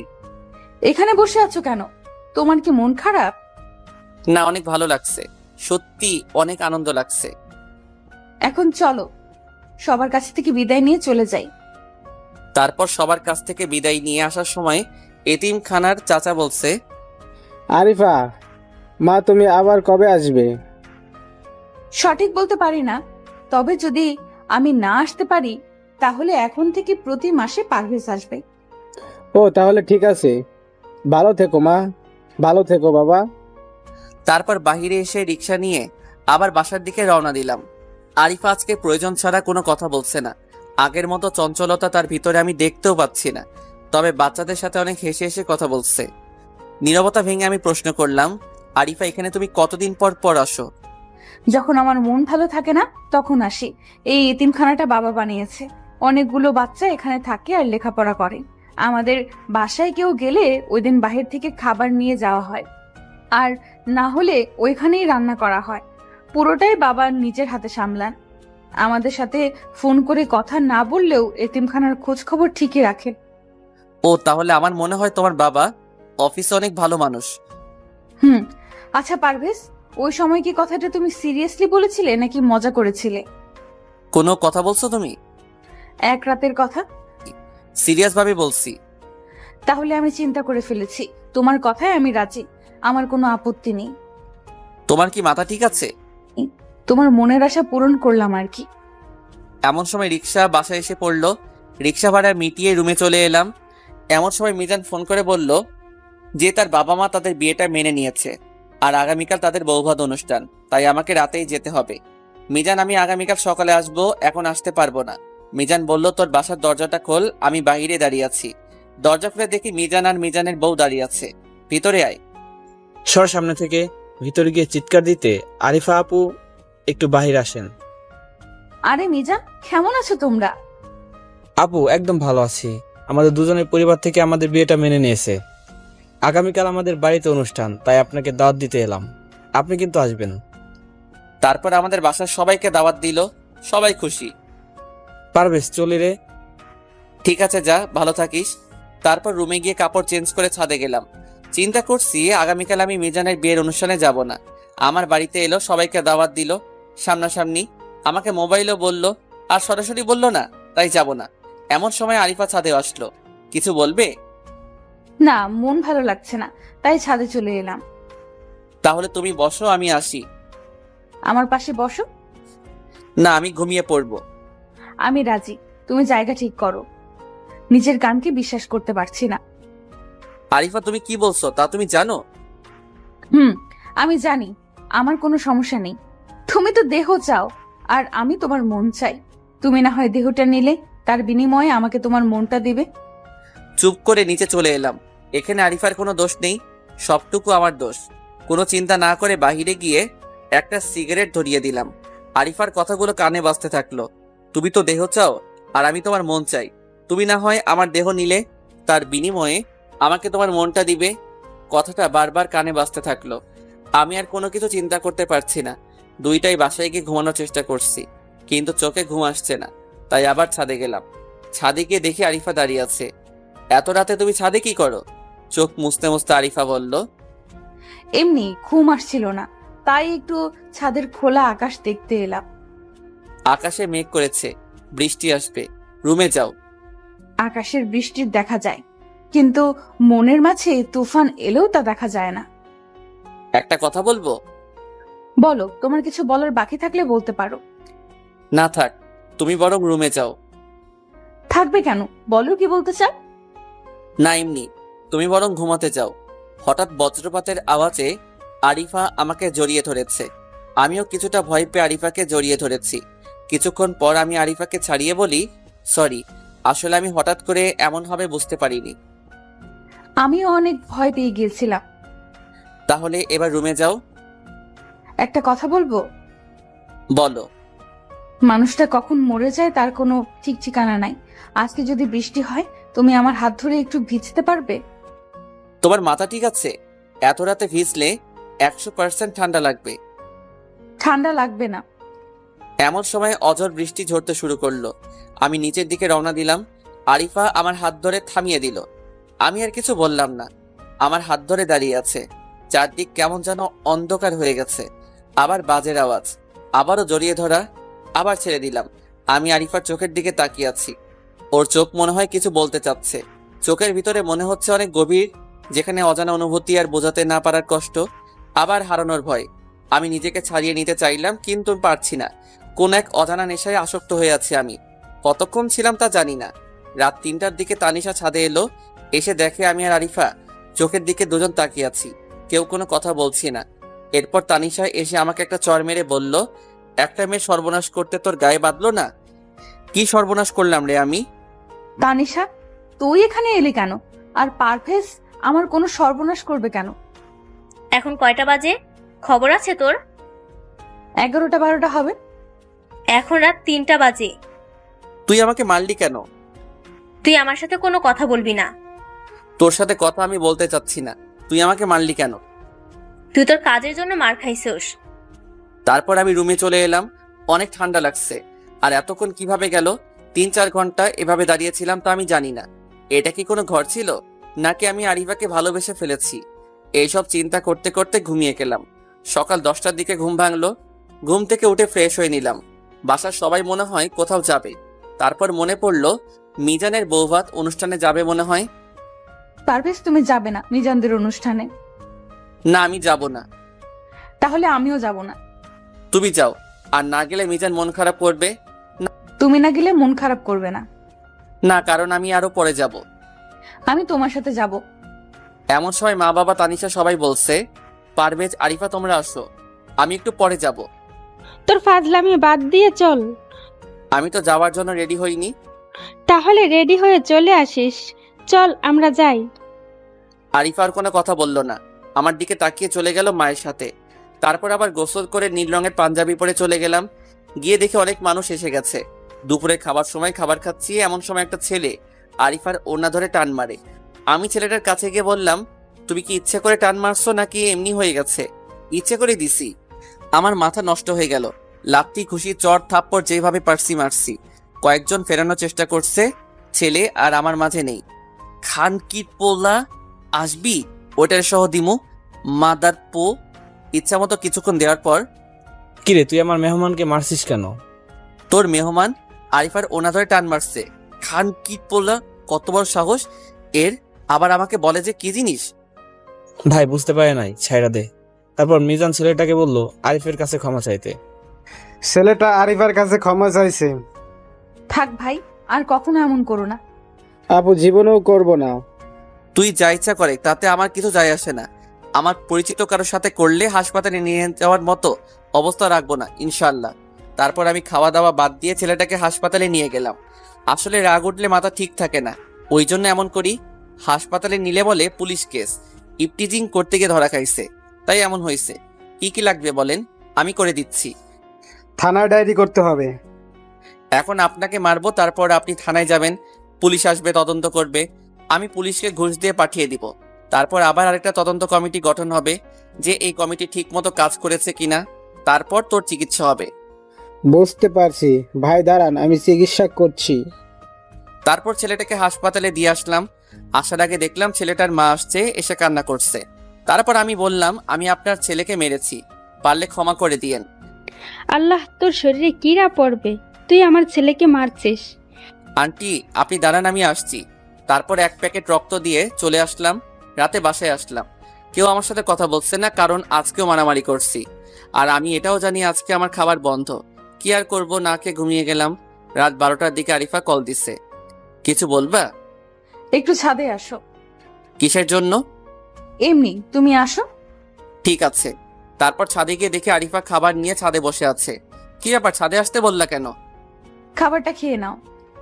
এটা কার খাবার? তোমার জন্য লুকিয়ে রাখছিলাম। আমার মাথায় হাত দিয়ে বলো, এটা কার খাবার? এইবার আরিফা বলল, এইটা আমার খাবার। রাতে রুমে খাওয়ার কথা বলে নিয়ে আসছিলাম। তুমি খাও, আমি খাবো না। তাহলে খাবারগুলো নিচে ফেলে দেই। না, তুমি খাও। যদি তুমি নিজের হাতে খাওয়াতে পারো তাহলে খাবো। পারবো না। আমার না রাতে না খেয়ে থাকতে অনেক কষ্ট হয়, তাই বলছিলাম তুমি যদি নিজের হাতে খাইয়ে দিতে। তোমার হাতে কি হয়েছে? তুমি যদি নিজের হাতে খাইয়ে দিতে পারো তাহলে তুমি যা চাইবে তাই পাবে। তুই শিওর? হুম। তারপর আরিফাকে নিজের হাতে খাইয়ে দিচ্ছি। একটু পর আরিফাও আমাকে খাইয়ে দিচ্ছে। এভাবে খাওয়া দাওয়া শেষ করলাম, পানি দিয়ে হাত পরিষ্কার করলাম। একটা কথা বলি। বলো। ওই ছেলেটা আমার ওড়না ধরে টান দিছে, তার জন্য তোমার এত খারাপ লাগলো কেন? জানি না। তুমি কি আমাকে ভালোবাসো? জানি না। আগামীকাল বাসায় চলে যাব। মা বাবাকে বলেছি, তাই তারা 1 মাস না থেকে চলে আসবে। আমি হয়তো আগামীকাল বিকালে চলে যাব। আর একটা কথা, তুমি বলছিলে না বিয়ের আগে তোমার সাথে এক রাত থাকতে, আজকে আমি তোমার সাথে থাকবো। আরিফা তুমি ভুল ভাবছো, আমি তো এত কিছু ভেবে বলিনি। শর্ত তো শর্তই। আরিফা তুমি না একটু আগে বললা যে আমি তোমার কাছে যা চাইবো তাই দিবা? তাহলে শোনো, আমি চাই তুমি সব সময় হাসি খুশি থাকো। আমিও চাই তুমি সব সময় আমার পাশে থাকো। তারপর কিছুক্ষণ কথা বলে রুমে চলে গেলাম।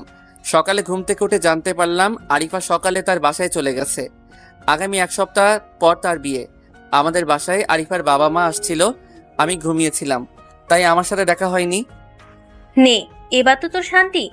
আরিফা যাবার সময় অনেক কেঁদেছে। মেয়েটার মুখের দিকে আমি তাকাতে পারিনি। বারবার বলে গেছে, আমি আমার ভালোবাসার মানুষকে কখনো বোঝাতে পারিনি আমি তাকে কতটা ভালোবাসি। আরিফা আমাকে সব কিছুই বলেছে, আর এই বিষয়টা তোর বাবাও জানে।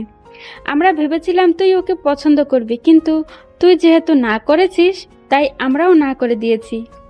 জীবনে আসল ভালোবাসাটা তুই হারিয়ে ফেললি। আর মাত্র 7 দিন পর মেয়েটির বিয়ে হয়ে যাবে। আমি কোনো কিছু বলতে পারছি না, কারণ নিজের অজান্তেই কখন যে আরিফাকে ভালোবেসে ফেলেছি তা আমিও জানি না। শুধু নিজের ইগোর কথা চিন্তা করে কিছু বলতে পারলাম না। এমন সময় তানিশা একটা চিঠি দিয়ে গেল। এই নে, তোর জন্য এই চিঠিটা দিয়ে গেছে। আমি চিঠিটা নিয়ে আমার রুমে চলে গেলাম। চিঠিটা খুলবো কিনা তা নিয়ে মনের মাঝে একটা ভয় কাজ করছে, কি লিখে গেছে আরিফা। তাই বাসা থেকে বের হয়ে নদীর পাড়ে বসে চিঠিটা খুললাম। চিঠিটাতে লেখা ছিল, প্রিয় পারভেজ, সেই কবে থেকে তোমাকে ভালোবাসি, কিন্তু তা বলতে পারিনি। যখন তোমাকে বললাম তখন তুমি আমাকে বললে তোমার সাথে এক রাত থাকার জন্য। আমি তাতেও রাজি ছিলাম, তুমি আবার না করে দিলে। ওই দিন বৃষ্টির রাতের কথা মনে আছে তোমার? ওই দিন আমি তোমার চোখে ভালোবাসা দেখেছিলাম, কিন্তু তুমি তা বুঝতে পারলে না। আমি বাবার কাছে বিয়ের জন্য কিছুদিন সময় চেয়েছিলাম, বাবা আমাকে দিয়েছিল, কিন্তু সেই সময়ের মধ্যে আমি তোমাকে আমার কাছে নিতে পারিনি। 1 সপ্তাহ পর আমার বিয়ে আমার খালাতো ভাইয়ের সাথে। আমি জানি তুমি আমাকে বন্ধু বলে মনে করো, তুমি পারলে আমার বিয়ের সময় এসো। তুমি আমার সামনে দাঁড়িয়ে থাকবে, আমি তোমার দিকে তাকিয়ে কবুল বলবো, আর মনে মনে ভাববো তোমার সাথে আমার বিয়ে হয়েছে। ইতি, তোমার পথের কাঁটা আরিফা। চিঠিটা পড়ে সত্যি অনেক খারাপ লাগছে। চোখের কোণে জল জমতে থাকলো। কান্না চেপে রাখতে পারলাম না, তাই চিৎকার দিয়ে কান্না করতে থাকলাম। ভালোবাসা কি তা আমি সত্যিই বুঝি না, কখনো বোঝার চেষ্টা করিনি। না চাইতেই যে ভালোবাসা পাওয়া যায়, সেই ভালোবাসাকে আমরা মূল্য দিতে জানি না। আমার সব অপমান সহ্য করেও যে আমার কথা ভাবতো, সেই আমাকে আসলে ভালোবাসে। আমি কি করব? এখন কি আরিফা আমার কাছে আসবে, বা আমি বললে সে আমার কথা মানবে? সবকিছু কেমন যেন কুয়াশার চাদরে ঢেকে যাচ্ছে।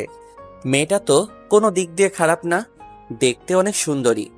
অসহায় মানুষের পাশে নিজেকে বিলিয়ে দেয়। তার পরিবারও একই রকম। না, আমি আমার ভালোবাসাকে হারিয়ে যেতে দিব না। যেভাবেই হোক আমাকে আরিফার বিয়ে আটকাতেই হবে। মিজান সাইদকে ফোন দিলাম, দরকার হলে আরিফাকে তুলে আনবো, তাও নিজের ভালোবাসাকে হারিয়ে যেতে দিব না। কিছুক্ষণ পর ওরা আসলো। দোস্ত, তুলে আনতে পারবো যদি আরিফা রাজি থাকে। আরিফা মনে হয় রাজি হবে। কনফার্ম করতে বল। ঠিক আছে, আরিফাকে ফোন দিলাম। আরিফা, আমি সরি। সরি কেন বলছো? তোমাকে আমি কখনো বুঝতে পারিনি। সেটাই তো তোমার জন্য ভালো হয়েছে, তবে আমার জন্য হয়েছে কষ্টের কারণ। প্লিজ, তুমি আমার জীবনে ফিরে আসো। কখনো কোনো অভিযোগ করার সুযোগ দিব না। এখন আবার কিছু করার নেই, বাবা আমার বিয়ে ঠিক করেছে, আমি বাবার কথার বাইরে যেতে পারবো না। তাহলে আমার কি হবে? আমার চেয়ে বেশি সুন্দর ও ভালো মেয়ে পাবে, চিন্তা করো না। আমি তোমাকে বিরক্ত করব না, আর তোমার কানের কাছে বকবক করব না, তবে তোমার সাথে কাটানো দিনগুলো কখনো ভুলতে পারবো না। আমি তোমাকে বিয়ে করতে চাই। আমার বিয়ে ঠিক হয়ে গেছে, আর আমাকে ছেলের বাবা মা আংটি পরিয়ে দিছে, আমিও হ্যাঁ বলে দিছি। এখন আর না করার কিছু নাই। আরিফা, আমাকে একটাবার সুযোগ দাও। আরিফা কান্না করতে করতে বলল, আমি তোমাকে ভালোবাসতাম, এখন বাসি না। আর শোনো, পারলে ক্ষমা করে দিও, তোমাকে অনেক বিরক্ত করেছি। ঠিক আছে, তুমি যদি না চাও তাহলে আমি কিছু বলবো না। যেভাবে তুমি ভালো থাকো সেভাবেই থাকো। আমি তোমাকে অনেক বিরক্ত করেছি, পারলে ক্ষমা করে দিও। তুমি কি একটু আমাদের বাসায় আসতে পারবে? কেন? একটু শপিং করতে যাব। বিয়ের পর তো আর তোমার সাথে কথা বলতে পারবো না, তখন অন্য কারো জীবনের সাথে জড়িয়ে যাবে আমার জীবন। তুমি একটু আসো। ঠিক আছে, আসছি। তারপর আরিফাদের বাসায় গেলাম। বাসাটা অনেক বড়, কিন্তু পরিবারের সদস্য মাত্র 3 জন। আরিফার তার মা বাবার সাথে পরিচয় করিয়ে দিল। কিছুক্ষণ কথা বলার পর আরিফা বলল, পারভেজ, চলো শপিং করতে যাই। চলো। এরপর রিক্সা নিয়ে শপিং করতে গেলাম। কেউ কোনো কথা বলছি না, তবে আরিফার চোখের কোণে মুক্তার মতো জলজল করছে। আরিফা, তুমি কাঁদছো? না, আসলে রাস্তার ধুলো এসে চোখে পানি চলে এসেছে। তা তোমার চোখে পানি কেন? আমারও একই অবস্থা, রাস্তার ধুলোর কারণেই। ভালো। কিছুক্ষণ পর মার্কেটে গেলাম। কোন রঙের বেনারসি কিনবো? তোমার যেই রং পছন্দ। তুমি বলো, তোমার পছন্দের জিনিস পরে আমি স্বামী বাড়ি যাব। লাল রঙের বেনারসির, পরনে হালকা গয়না, আর কপালে ছোট্ট একটা টিপ, হালকা মেকআপ। তাহলে তোমার স্বামী তোমার উপর থেকে চোখ সরাতে পারবে না। ঠিক আছে, তাই হবে। তারপর হালকা কিছু কেনাকাটা করে বাহিরে এলাম। আরিফা, চলো রেস্টুরেন্টে যাই। না, বাসায় যাব। শপিং করার পর তো না খেয়ে বাসায় কোনোদিন যাওনি। জীবনে অনেক কিছুই প্রথমবার হয়, নিজের অভ্যাসগুলো পরিবর্তন করতে চেষ্টা করছি। ঠিক আছে, তাহলে চলো তোমাকে বাসায় পৌঁছে দেই। চলো। তারপর আরিফার সাথে ওদের বাসায় গেলাম। আরিফার মা বলল, পারভেজ, বসো, আমি নাস্তা নিয়ে আসি। না আন্টি, আমার খিদে নেই। তা হয় না, তোমাকে খেতেই হবে। আন্টি নাস্তা আনলো, কিন্তু আমি মুখে নিয়ে বসে আছি। কিছুক্ষণ পর আন্টি বলল, পারভেজ, তুমি খাচ্ছ না কেন? আন্টি, আমার ভিতরে নিতে পারছি না। পানি খাও, তাহলে ঠিক হয়ে যাবে। আন্টি আমি আসি, আমার মাথাটা একটু ব্যথা করছে। এরপর আর কারো কোনো কথা শুনলাম না, সোজা বের হয়ে এলাম। বাসায় এসে দরজা বন্ধ করে বাথরুমে গিয়ে 1 ঘন্টা দাঁড়িয়ে আছি। শাওয়ারের পানির সাথে চোখের জল মিশে পড়ছে। একটু পাগলামি করার কারণে আজকে এই অবস্থা। সন্ধ্যায় বাসা থেকে বের হয়ে নদীর পাড়ে বসে আছি, এমন সময় তানিশা ফোন করলো। কিছু বলবি? হ্যাঁ শোন, এমন কোনো কাজ করিস না, তার জন্য মা বাবা আর আমাকে আরিফার পরিবারের কাছে অপমান হতে হয়। না, তুই নিশ্চিন্তে থাক, এমন কিছু করব না। সবকিছুর সময় থাকে, সময় পার হয়ে গেলে আর তার কোনো মূল্য থাকে না। যেমন? মনে কর ওষুধ একটা জিনিস, তার যতদিন মূল্য থাকে ততদিন পর্যন্ত তাকে প্রয়োজন হয়। মেয়াদ উত্তীর্ণ হলে তা বিষ হয়ে যায়। ঠিক তেমনই তোর ভালোবাসার অবস্থা। তাই বলছি, আবেগের বশে কোনো সিদ্ধান্ত নিবি না। আমাদের পরিবারের সম্মান নষ্ট করিস না। এত ঝাড়ি মারিস না তো, আমি এত ছোট নই। আর ফোন রাখ, কাটা গায়ে লবণের ছিটা দিবি না। ফোন রাখ। আমার কথাটা মাথায় রাখিস। এরপর ফোন কেটে দিল। কোনো বন্ধুকে কাছে আনতে পারছি না। একদিকে ভালোবাসা, অন্যদিকে পরিবারের সম্মান। না, আর কিছু ভাবতে পারছি না। রাতের বেলা বাসায় গিয়ে বিছানায় কতক্ষণ ছটফট করে বুঝতে পারলাম ঘুম আমার কাছ থেকে ছুটি নিয়েছে। চোখে ঘুম নাই, সবাই অভিমান করেছে। শুধু ঘুমটা ছিল, সেও অভিমান করেছে। ছাদে গিয়ে বসে আছি, কোনো কাজ হলো না। তাই বাসা থেকে বের হয়ে দোকানে গিয়ে 2 প্যাকেট সিগারেট কিনলাম। তারপর ছাদে গিয়ে বসে বসে একটার পর একটা সিগারেট ধরিয়ে টানছি। সিগারেটের বিষাক্ত ধোঁয়ায় আমার লাল রঙের হার্টে লাগছে। এইভাবে কেটে গেল অনেক সময়। দূর থেকে ভেসে আসছে ফজরের আজান। তারপর নিচে চলে এলাম। আর মাত্র 6টা দিন বাকি আছে, তারপর আর ফিরে আসবে না আরিফা নামক মেয়েটা। রুমে এসে গোসল করে বসে আছি। অনেক ক্ষুধা লাগছে, কিন্তু পেটে তো কোনো কিছু যাচ্ছে না, ভিতরে নিতে পারছি না। এখন বুঝতে পারছি না পাওয়ার কষ্ট কাকে বলে। সকাল 10টায় আরিফার কল আসলো। পারভেজ, আজকে আনিস ভাই আমাদের বাসায় আসবে। বাবা মা বলেছে আমাকে এয়ারপোর্ট থেকে রিসিভ করতে। তুমি কি আমার সাথে যেতে পারবে? আমার না একা যেতে ভয় লাগছে। আনিস আবার কে? আর ভয় লাগার কি আছে? আনিস ভাইয়ের সাথে আমার বিয়ে ঠিক করা হয়েছে। আর তুমি আমার সাথে গেলে কি তোমার কোনো সমস্যা আছে? ঠিক আছে, আমি আসছি। একটু তাড়াতাড়ি আসো। ঠিক আছে, আসছি। মেয়েটা ইচ্ছে করেই আমাকে বারবার ডাকছে। আরিফা জানে এসব দেখে আমার কষ্ট হচ্ছে, তারপরও কেন আমাকে ডাকে, আমাকে কষ্ট দেওয়ার জন্য। তারপর আরিফার বাসায় গেলাম। একটু পর আরিফা আসলো। চলো, কিছুক্ষণের মধ্যে আনিস ভাই আসবে। এখন চলো। চলো। তারপর ওদের বাসা দেখে গাড়ি নিয়ে এয়ারপোর্টের দিকে রওনা দিলাম। গাড়ি চালানোর দায়িত্ব দিল আমার উপর। আরিফা আপু, একটা কথা বলি। এতদিন পর তুমি আমাকে আপু ডাকছো কেন? সেটা আমার ভুল ছিল। তুমি আমাকে নাম ধরেই ডাকবে, তাতে আমার কাছে ভালো লাগে। আর কি বলবে বলো। আমি তোমাকে আপু বলেই ডাকবো। আর শোনো, এরপর থেকে আমাকে আর ডাকবে না। আমি কবুল বলার আগ পর্যন্ত তুমি আমার সাথে থাকবে, তারপর যেখানে যেতে মন চায় সেখানে যাবে। আপু আমার কাছে ভালো লাগে না। তুমি আমাকে বন্ধু ভাবো, তাহলেই আর খারাপ লাগবে না। আমার সাথে তর্ক করবে না। কেন, কষ্ট হয়, ভয় পাও? না, তুমি বলেছো তাই এখন আর তোমাকে ভালোবাসি না। তাহলে সমস্যা কোথায়? আমার কাছে ভালো লাগে না, তাই বলছি। সত্যি কথা বলতে আমার কোনো ছেলে বন্ধু নেই, তাই বাধ্য হয়ে তোমার সাহায্য নিতে হচ্ছে।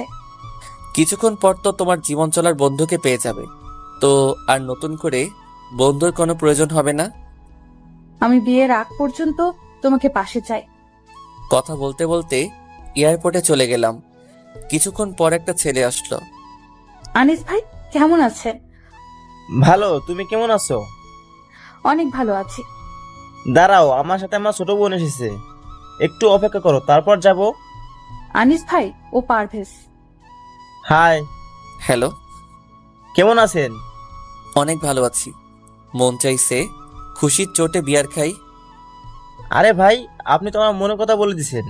তবে আমি বিয়ার খাই না, মদ খাই। নিয়মিত চলে, তবে রাতের বেলা। আমার মুখের দিকে তাকিয়ে আছে। আরে ভাই, আপনি তো আমার মনের কথা বলে দিছেন। তবে আমি বিয়ার খাই না, মদ খাই। নিয়মিত চলে, তবে রাতের বেলা। আমার মুখের দিকে তাকিয়ে আছে।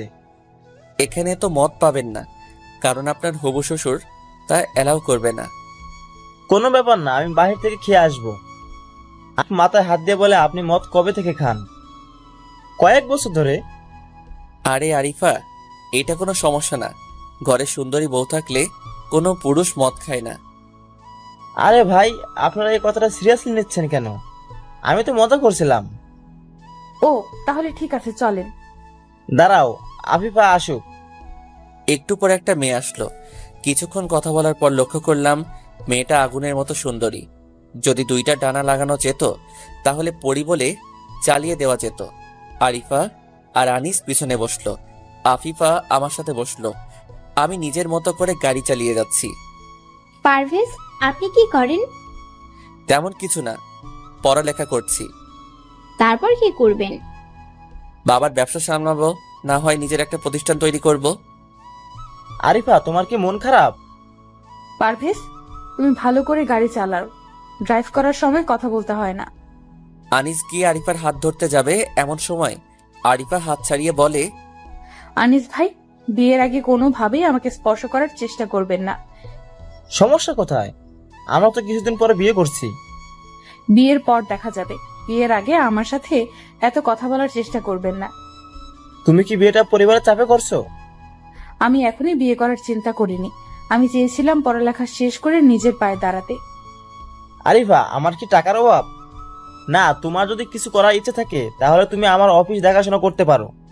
দুজন মিলে আমাদের অফিস দেখবো। আর বিয়ের পর এমনিতে তোমার বাবার সবকিছু আমাকে দেখাশোনা করতে হবে।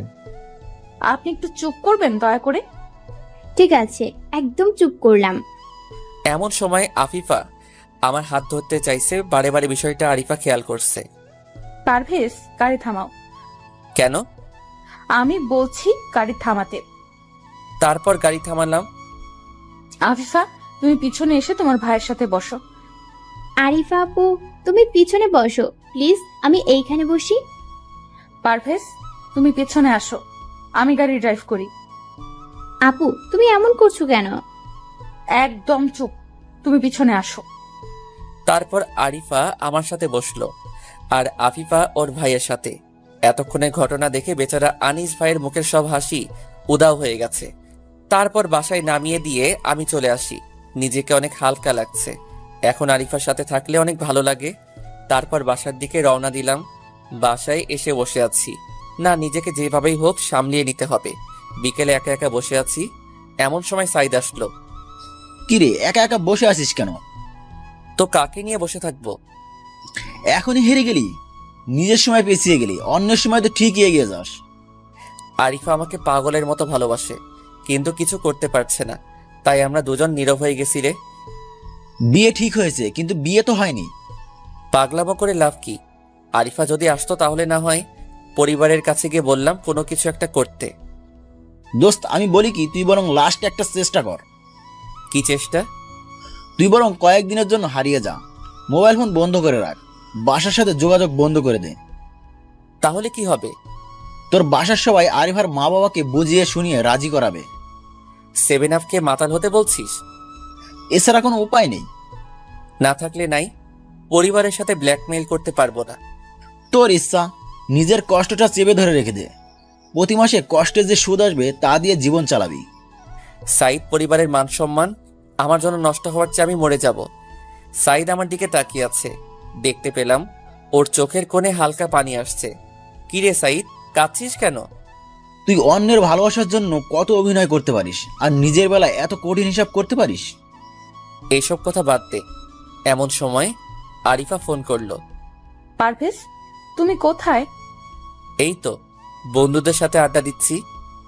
ও, তুমি তো খুশি মনে হয়, তাই বন্ধুদের সাথে আড্ডা দাও। খুশি হবার মতোই কথা। তুমি কি আমার সাথে রাগ করলা নাকি? আমি রাগ করলেই কি তোমার কিছু আসে যায়? একটু বাসায় আসো, তোমাকে নিয়ে আজকে গহনা কিনতে যাব, সাথে আনিস ভাই যাবে। মাঝখানে আমাকে টানাটানি করছো কেন? খাবার মেয়ে, হাড্ডি হতে চাই না। तेरे को किसने बोला है कि तू कबाब में हड्डी है? कोई नहीं बोला, मैंने समझ लिया। तू इस वक्त कुछ ज्यादा ही सोच लिया। আমি আসতে পারবো না। তাহলে আমার হাত কাটবো। কাটো। তোর হাত কাটবো। তুমি আমাকে তুই তুই করে বলছো কেন? এমনি। এখন আয় তো। আমি যাব না। তুমি শপিং করবে, কিন্তু মাঝখানে আমাকে কেন ডাকবে? বিয়ের আগে যেন আনিস ভাই আমার কাছে ঘেঁষতে না পারে, সেটার প্রোটেকশন তুমি। বাহ, তাহলে তো মনে হয় আনিস ভাই অনেক রোমান্টিক। তোমাদের প্রতি বছর বাচ্চা হবে? আমি প্রতি বছর বাচ্চা নিয়ে বাচ্চার ফার্ম দিব, না হয় ফিশারি দিব। দিও। অনেক হয়েছে, এবার আসো তো। তোমার বারান্দায় আসো, দেখো আমি চলে আসছি। ভেতরে আসো। ভিতরে গিয়ে বসলাম। একটু পর আফিফা আসলো। হাই পারভেজ, কেমন আছো? ভালো, তুমি কেমন আছো? এমন সময় আরিফা নিচে আসলো। পারভেজ, তোমার মোবাইল নাম্বারটা দিবে? কেন? কথা বলবো। নাম্বার দিলাম। আরিফা আমাদের দিকে চেয়ে আছে। পারভেজ, চলো শপিং এ যাব। আমারও কিছু কেনাকাটা করতে হবে। আমরা তো গহনার দোকানে যাব। আমারও তো গহনা দরকার। তুমি পরে গিয়ে কিনবে। ভাইয়া তোমাদের সাথে যাবে না, আরিফা একটু রেগে গিয়েছে। তোর ভাই নিচে দাঁড়িয়ে সিগারেট খাচ্ছে। তুমি তো যাবা ভাইয়ার সাথে, পারভেজ এর সাথে গেলে তোমার সমস্যা কোথায়? ঠিক আছে চলো। আমি মনে মনে বলি, পাইছি, আর কোনো চিন্তা নাই। আরিফাকে দুর্বল করার জায়গা। আফিফা হবে আমার তুরুপের তাস। আফিফা আর আমি আবারও গাড়ির সামনে বসলাম। আনিস আর আরিফা আবারও পিছনে। পারভেজ ভাই রোমান্টিক একটা গান ছাড়েন। তুমি তোমার ফোন থেকে বাজাও, ব্লুটুথ চালু করে দিলাম। আফিফা গান ছাড়লো। তুমি আমায় এত ভালোবাসো, সে কথা আগে তো বুঝিনি। তুমি আমার কাছে কেন আসো, আমি তার মানে তো খুঁজিনি। পারভেজ, তুমি দেখতে অনেক সুন্দর। তুমিও দেখতে অনেক সুন্দর, মনে হচ্ছে কোনো পরী। আফিফা একটু লজ্জা পেল। তা পড়ি যখন, তখন ডানা লাগিয়ে দাও। আমার স্বপ্নের পরী আরো বেশি সুন্দর, কিন্তু আমার স্বপ্নগুলো মনে হয় স্বপ্নই থেকে যাবে। পারভেজ, তোমার গার্লফ্রেন্ড আছে? আমার গার্লফ্রেন্ড আছে, তবে তাকে আটকানোর উপায় আমার জানা নেই। দেখেন পারভেজ ভাই, আমি কোটিপতি বাবার মেয়ে, আমি মনের কথা চেপে রাখতে পারি না। আপনি যদি রাজি থাকেন তাহলে ভাইয়ার বিয়ের পর আমি আপনাকে আমার বাবার সাথে দেখা করাতে চাই। আমি আপনাকে ভালোবেসে ফেলেছি, আর আপনার বিষয়ে আমি ভাইয়ার সাথে কথা বলেছি। কিরে ভাইয়া, তোর সাথে কথা বলিনি? হ্যাঁ পারভেজ, তোমাকে দেখে আমার অনেক পছন্দ হয়েছে, আর দেখলাম আরিফা তোমার ফ্রেন্ড, তাই আমি আর আপত্তি রাখিনি। আমি একদম চুপ করে আছি। এই, তোমরা চুপ করবা প্লিজ।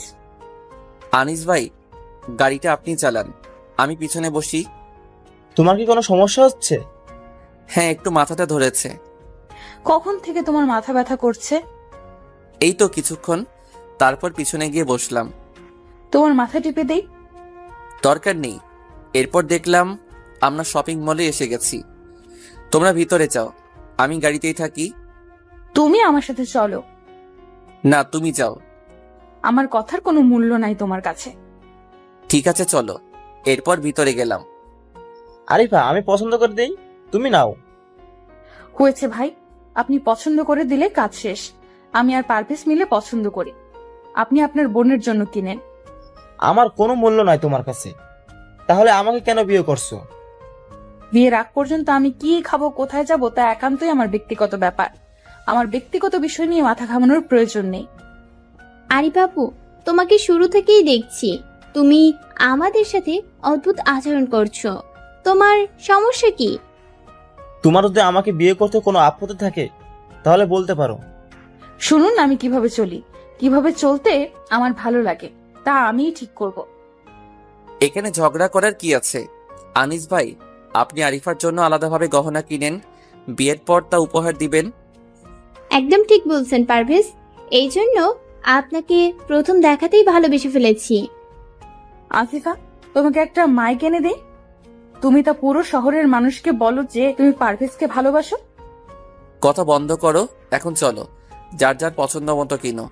এমন সময় আনিসের একটা ফোন এলো। ফোন আসার সাথে সাথে আমাদের থেকে সাইডে চলে গেল আর বলল এখনই সে চলে যাবে, ইমার্জেন্সি কাজ পড়েছে। তা আপনার কি কাজ পড়েছে? একটা গুরুত্বপূর্ণ কাজ। আফিফা কথাটা ঘোরানোর চেষ্টা করে বলল, হয়তো ব্যবসার জন্য। হ্যাঁ হ্যাঁ, আমাকে এখনই যেতে হবে। ঠিক আছে আসেন, কিন্তু চলেন একটা সেলফি তুলি। সেলফি তুলে ফেসবুকে আপলোড দিলাম। সাইদকে ফোন দিয়ে বললাম, তুই আরিফার বাসার সামনে যা আর আনিসকে ফলো কর। গহনা কিনে আমরা রেস্টুরেন্টে খাওয়া দাওয়া করছি। আমি আরিফাকে চোখ টিপ দিয়ে বললাম, আমাকে বিরক্ত করো না, আমি আফিফার সাথে কথা বলি। আরিফা মুচকি হাসি দিয়ে বলল, কোনো সমস্যা নাই। আমি আফিফার হাত ধরে বললাম, আফিফা, আমি তোমাকে ভালোবেসে ফেলেছি। আই লাভ ইউ জানেমান। তোমাকে না পেলে বলো আমাকে, না পেলে কি করবে? তোমাকে না পেলে আমি 7 আপ খেয়ে আত্মহত্যা করব, না হয় হোমিওপ্যাথি ওষুধ খেয়ে শহীদ হয়ে যাব। তুমি সত্যি আমাকে এত ভালোবাসো? তুমি কি তোমার ওই রূপ কখনো আয়নায় দেখোনি? তোমার মুখের এই হাসি, যেন আকাশের চাঁদ। কে বলে তুমি নিভে যাও, আমি আলো ছড়াই। তোমার এই চুল, মনে হয় পাহাড়ের বুকে ঝর্ণার জল। আফিফা একটু মুচকি এসে বলল, যাও, তুমি বাড়িয়ে বাড়িয়ে বলছো। তোমার জন্য লিখবো আমি হাজার হাজার কবিতা, কুচু লিখবো। তোমার বুকে মাথা পেতে কাটিয়ে দিব দিনের বেলা। মিলল না তো বলো, রাতের বেলা। না পাগলি, রাতের বেলা তোমার রূপ দেখে দেখে কাটিয়ে দিব। তাহলে আমাকে প্রপোজ করো। আরিফা, তুমি একটু বাহিরে যাও। আরিফা বাহিরে গেল। আমি আফিফার হাত ধরে হাতে একটা চুমু দিয়ে বললাম, আই লাভ ইউ আফিফা। আমি তোমাকে ভালোবাসি ভালোবাসি ভালোবাসি ভালোবাসি। আমিও তোমাকে ভালোবাসি। আচ্ছা, একটা লিপ কিস দাও এখন। এখানে সম্ভব না পাগলি। না, এখনই দিতে হবে। টুপুস করে একটা লিপ কিস দিয়ে বললাম, এবার হয়েছে পাগলি? আমি তোমাকে জীবনের চেয়েও বেশি ভালোবাসি। জীবনটা তোমার কাছে রেখে দাও, ভালোবাসাটা আমাকে দিয়ে দাও। আর আজকে রাতে তুমি একটু বাহিরে আসবে, তোমার সাথে আমার কিছু কথা আছে। ঠিক আছে, আসবো, তবে দুষ্টুমি করবে না কিন্তু। বিয়ের আগে এইসব আমি পছন্দ করি না। তুমি তা বলো, আমি রাজি। এখনই বিয়ে করি, চলো। না, আনুষ্ঠানিকভাবে বিয়ে করব।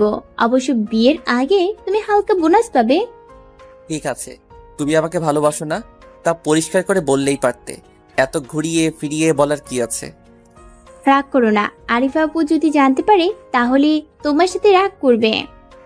আরিফা আগে থেকেই এমন, নিজেও প্রেম করবে না, আমাকেও করতে দিবে না। বলো তো আফিফা, আমার এই কচি শশার মতো জীবন এইভাবে যায়? আজ প্রথম তোমাকে কিস করলাম, আজকে তুমি আমার জীবনকে ধন্য করে দিলে। এমন সময় আরিফা চলে আসলো। কিছুটা আমার উপর রেগে আছে, তা বুঝতে পারলাম। ওদেরকে বাসায় পৌঁছে দিয়ে বিদায় নিয়ে বাসার দিকে রওনা দিব। এমন সময় আরিফা আমাকে তার রুমে যেতে বলল। রুমে গিয়ে দাঁড়িয়ে আছি। এইটা কি হলো? কোনটা কি হলো? তোমার গলাটা একটু এদিকে আনো। 3টা দিয়ে দিল। এইটা কি হলো? তুই আফিফাকে 2টা কিস করছস, একটা হাতে একটা ঠোঁটে। 2টা কিস করছি, 2টা চড় দিবা, 3টা দিলা কেন? আর একটা অগ্রিম দিয়ে দিলাম। আবার যদি কিস করিস তাহলে তোর ঠোঁট আমি ছিঁড়ে ফেলবো। তাই বুঝি? হুম। আমি জোর করে আরিফাকে কিস দিলাম 5 মিনিট, তারপর জোর করে ছাড়িয়ে দিল। ওইটা কি করলি? আমাকে মেরে ফেলবি তুই? এতক্ষণ কি কেউ কিস করে? বেঁচে গেছো তুমি। আমার সাথে যদি বিয়ে হতো তাহলে একটা কিস করতাম সন্ধ্যাবেলা আর সারতাম সকালবেলা। লুচ্চা কোনখানে? তুই সত্যি কোডি লুচ্চা। আরেকটা দিব? না, আর না। এখন বলো আফিফার সাথে এমন করার কারণ কি?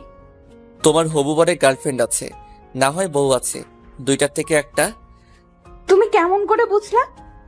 যখন মোবাইল আসছিল তখন নাম্বার সেভ করা ছিল জানো বলে। তারপর দেখলাম আনিস ভাইয়ের চলে যাওয়ার কথাটা আফিফা অন্যদিকে কাটিয়ে দিতে চাইল। এই বিষয়ে আফিফা সবচেয়ে ভালো জানে, ওর কাছ থেকে কথা বের করতে হবে, তাই এত নাটক করতে হচ্ছে। আর তুমি আমাকে মারলে। সরি, দাও তোমার গালে চুমু দেই। তোমার নানিকে চুমা দেওয়া। আমি গেলাম। এই, তুমি এত খারাপ কেন? অনেক কাজ আছে, রাতে কথা হবে, এখন চলি। তারপর আফিফার সাথে দেখা করে চলে আসি। বাসায় এসে একটা ঘুম দিলাম, মাথায় কোনো চিন্তা নাই। আরিফাকে যদি আপোষে না পাই তাহলে 9-6 বুঝ দিয়ে বিয়েটা আটকাবই। আর আছে 5 দিন। রাতের 12টার দিকে আফিফার ফোনে ঘুম ভাঙলো। হাই জানো, আমার বাবুটা কি করো এখন? তোমাকে নিয়ে স্বপ্ন দেখছি। তুমি যে বললা আমার সাথে রাতে দেখা করবে। আমাকে আদর দিলে এখনই দেখা করব। যাও দুষ্টু, বিয়ের আগে এসব হবে না। মনে মনে বলি, তোর কাছে কে চাইছে রে? এই বয়সে দুষ্টুমি না করলে কখন করব? আগামীকাল দেখা করবে বলে দিলাম। চেষ্টা করব। আর শোনো, স্বপ্ন দেখা বাদ দিয়ে ঘুমাও, না ঘুমিয়ে চেহারা খারাপ করো না, বুঝলা? তাহলে কিন্তু আমার পরিবারের কেউ তোমাকে পছন্দ করবে না। আর তুমি তো পারিবারিকভাবে বিয়ে করবে, তাই এখন ঘুমিয়ে যাও। একটা কিস দাও, ঘুমিয়ে পড়বো। একটু দাঁড়াও, আরিফার ছবিটা বের করলাম এবং ছবিতে চুমু দিলাম। আর ওইদিকে আফিফা ভাবছে ওকে চুমু দিছি। কি বুদ্ধিমান ছেলে আমি, নিজেকে নিয়ে গর্ব হচ্ছে। ভাবতেই বুকটা গর্বে ফুলে উঠছে। একটু পর সাইদ ফোন দিছে। কিরে শালা, এত রাতে ফোন দিলি কেন? পারভেজ, তুই যার ছবি দিছস ওই শালা তো কাম ঘটাই ফেলছে। বিয়ের আগে বাচ্চার বাবা হয়ে গেছে, আর এখন এই বিষয় নিয়ে ওই মেয়েটার সাথে অনেক ঝামেলা চলছে। সাব্বাস বেটা, আব্বাসের বাচ্চা। এখন তুই কোথায়? আরে বেটা, সারাদিন তো কোনো খোঁজ খবর নিলে না, এখন বলিস কই? আমি কিশোরগঞ্জ আসছি আনিসের পিছন পিছন করে। হাতে কোনো টাকা নাই, অনেক ক্ষুধা লাগছে, পারলে কিছু টাকা দে বিকাশে। আজকে রাতটা রেল স্টেশনে কাটাই দে, সকালে টাকা পাঠাই দিব। বারে আলাপ পরে করিও, তোমার লাইগা সারাদিন খাটলাম, না খেয়ে আসি, আর তুমি কও স্টেশনে রাত কাটাবো। ওই এত ক্যাস ক্যাস করিস না। ওইখানে বৃষ্টি আপু নীরা আছে, তার কাছে টাকা চা। এরা আবার কারা? বৃষ্টি নীরা আমার পাঠক, ওদের কাছ থেকে টাকা চা। ওরা প্রতিদিন গল্প পড়ে আর লাইক কমেন্ট করে। ওরা তোর বিষয় জানে। তোর গল্প তো কেউ পড়ে না, পড়লে আরো লাইক কমেন্ট দিত। যেখানে লাইক কমেন্ট দিতে না সেখানে দেবে টাকা, হাসালি। সারা দেশেই পাঠক আছে। রাজশাহীতে আছে বর্ষা আপু, আরও আছে তোমার আমার ভালোবাসা, আরও আছে বরিশালের অ্যাডমিন বন্ধু, আরও আছে আইনুল বন্ধু, আরও অনেকেই আছে। ওরাও টাকা দিবে। আরও আছে কলকাতার 2 আপু, ওনারা ইন্ডিয়া বাংলাদেশ বর্ডার ভেঙে এসে লাইক কমেন্ট করে। সবচেয়ে বেশি ভালো আপু হলো সানজিদা আপু। সবচেয়ে বেশি আমার গল্প অ্যাপ্রুভ করেছে উনি। ওনার বাড়ি কুমিল্লা। আজকে শুধু মেয়েদের কথা বললাম, আগামীকাল ছেলেদের কথা বলবো। ভাই তুই দিলে দে, না দিলে না কর। তোর বিকাশের অ্যাকাউন্ট চেক কর, টাকা চলে গেছে। ভালো দেখে একটা হোটেলে তার রাতটা আরাম করে কাটা। আরো টাকা লাগলে বলিস। দেখেন তো কেমনটা লাগে। আজকে আপনারা কম লাইক কমেন্ট করার কারণে সাইদ আমাকে খোটা দিল। এই পর্বটা পড়ার পর নিজেদের জেলার নাম লিখে কমেন্ট করবেন আর কত নাম্বার দেওয়া যায় তা বলবেন। যাক, সাইদ বেশ কাজের ছেলে, অনেক কাজ করছে। সাইদ খান ইলেকট্রিক ইঞ্জিনিয়ার, তবে বাংলা লিখতে পারে না, এটা ওর বড় দোষ। বাংলায় বেশ কয়েকবার ফেল করছে, তবে ছেলে ভালো। ইংরেজিতে ফেল করার রেকর্ড নাই। একটা ঘুম দিলাম, সকালে আরিফার ফোনে ঘুম ভাঙলো। কি করো? আফিফাকে নিয়ে স্বপ্ন দেখি। বেশ তো, দেখো আমি ফোন রাখি। দাঁড়াও দাঁড়াও, স্বপ্ন দেখে কিভাবে মুরগিটারে লাইনে আনা যায়? ও এই কথা, তা আগে বললেই পারতা। একটা খবর আছে। কি খবর? কিছু না, পরে বলবো।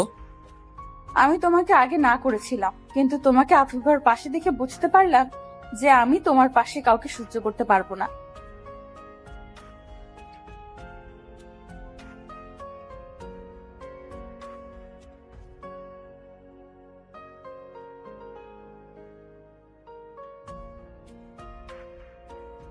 আমি তোমাকে আগে না করেছিলাম, কিন্তু তোমাকে আফিফার পাশে দেখে বুঝতে পারলাম যে আমি তোমার পাশে কাউকে সহ্য করতে পারবো না। আহারে, সিনিয়র আপুর কথা শোন। আমাকে অন্য কারো কাছে সহ্য করতে পারে না। কি ভালোবাসা রে, ভালোবাসার চোটে গালে থাপ্পড় মারে। ওই ফাজলামি করো না তো, পারলে আমাদের বাসায় একবার এসো। অনেক গেছি গো, আপনি পারলে আজকে আমাদের বাসায় আসেন। তোমার মা বাবাকে গিয়ে কি বলবো? তারা যদি জানতে চায় কেন আসছো? বলবা বিয়ের দাওয়াত দিতে আসছো। বিয়ের দাওয়াত তো আগেই দিয়ে আসছি। ওই ফকিন্নি, বলবি তানিশার সাথে দেখা করতে আসছিস। ওই তোমার মুখের ভাষা এত খারাপ কেন? আমি করলা দিয়ে বেশি ভাত খাই, তাই আমার মুখের কথা তিতা। তবে গতকাল কিন্তু অনেক মিষ্টি খাইছি। তোমার ঠোঁটে যা মিষ্টি আছে, বাপরে বাপ। আবার বাজে কথা, এইসব কথা আমার কাছে ভালো লাগে না। বিয়েই তো করে এইসব করার জন্য। সামনে পাইলে থাপ্পড় দিয়ে দাঁত ফেলে দিতাম। আচ্ছা ঠিক আছে, তুমি আমাদের বাড়িতে আসো। ঠিক আছে, আমি এখন তাহলে রেডি হচ্ছি। ঠিক আছে bye. Baby taxi, tempo, autorickshaw. দূর ছাই। আমি আরেকটু ঘুমাই, পরে দেখা যাবে কি হয়। 1 ঘন্টা পর আমার রুমে মনে হয় কেউ ঢুকলো, আমার বিছানার পাশে এসে বসলো। আমি ঘুমের ভান করে আরিফার হাত ধরে ফেললাম। আরিফা একদম চুপ করে আছে। আমি এবার জড়িয়ে ধরতে যাব, এমন সময় আরিফা দিল একটা ঠাস করে উঠল। কি হলো, মারলে কেন? ভালোভাবে থাকলে ভালো লাগে না। তুমি আমার রুমে আসলে কখন? তুমি জানো না কখন আসছি? না, জানি না। তাহলে আমি যখন রুমে আসলাম তখন তোমার বুকের হার্টবিট এমন থরফর করছিল কেন? ঘুমিয়ে থাকলে এমন করে কারো? আমি মনে মনে বলি, এই মেয়ে তো পুরাই সিআইডি যাওয়া উচিত। এমনটা তুমি পাশে থাকলে মাঝে মাঝে হয়, কিন্তু আজকে যে ঘুমের মধ্যেও এমন হবে তা বুঝতে পারিনি। থাক থাক, আর মিথ্যা বলতে হবে না। সবই যখন বুঝতে পারো তাহলে এত ভূমিকা করো কেন? আনিস ভাই সম্পর্কে কোনো তথ্য পাইছো নতুন করে? না, এখনো পাইনি, পেলেই তোমাকে জানাবো।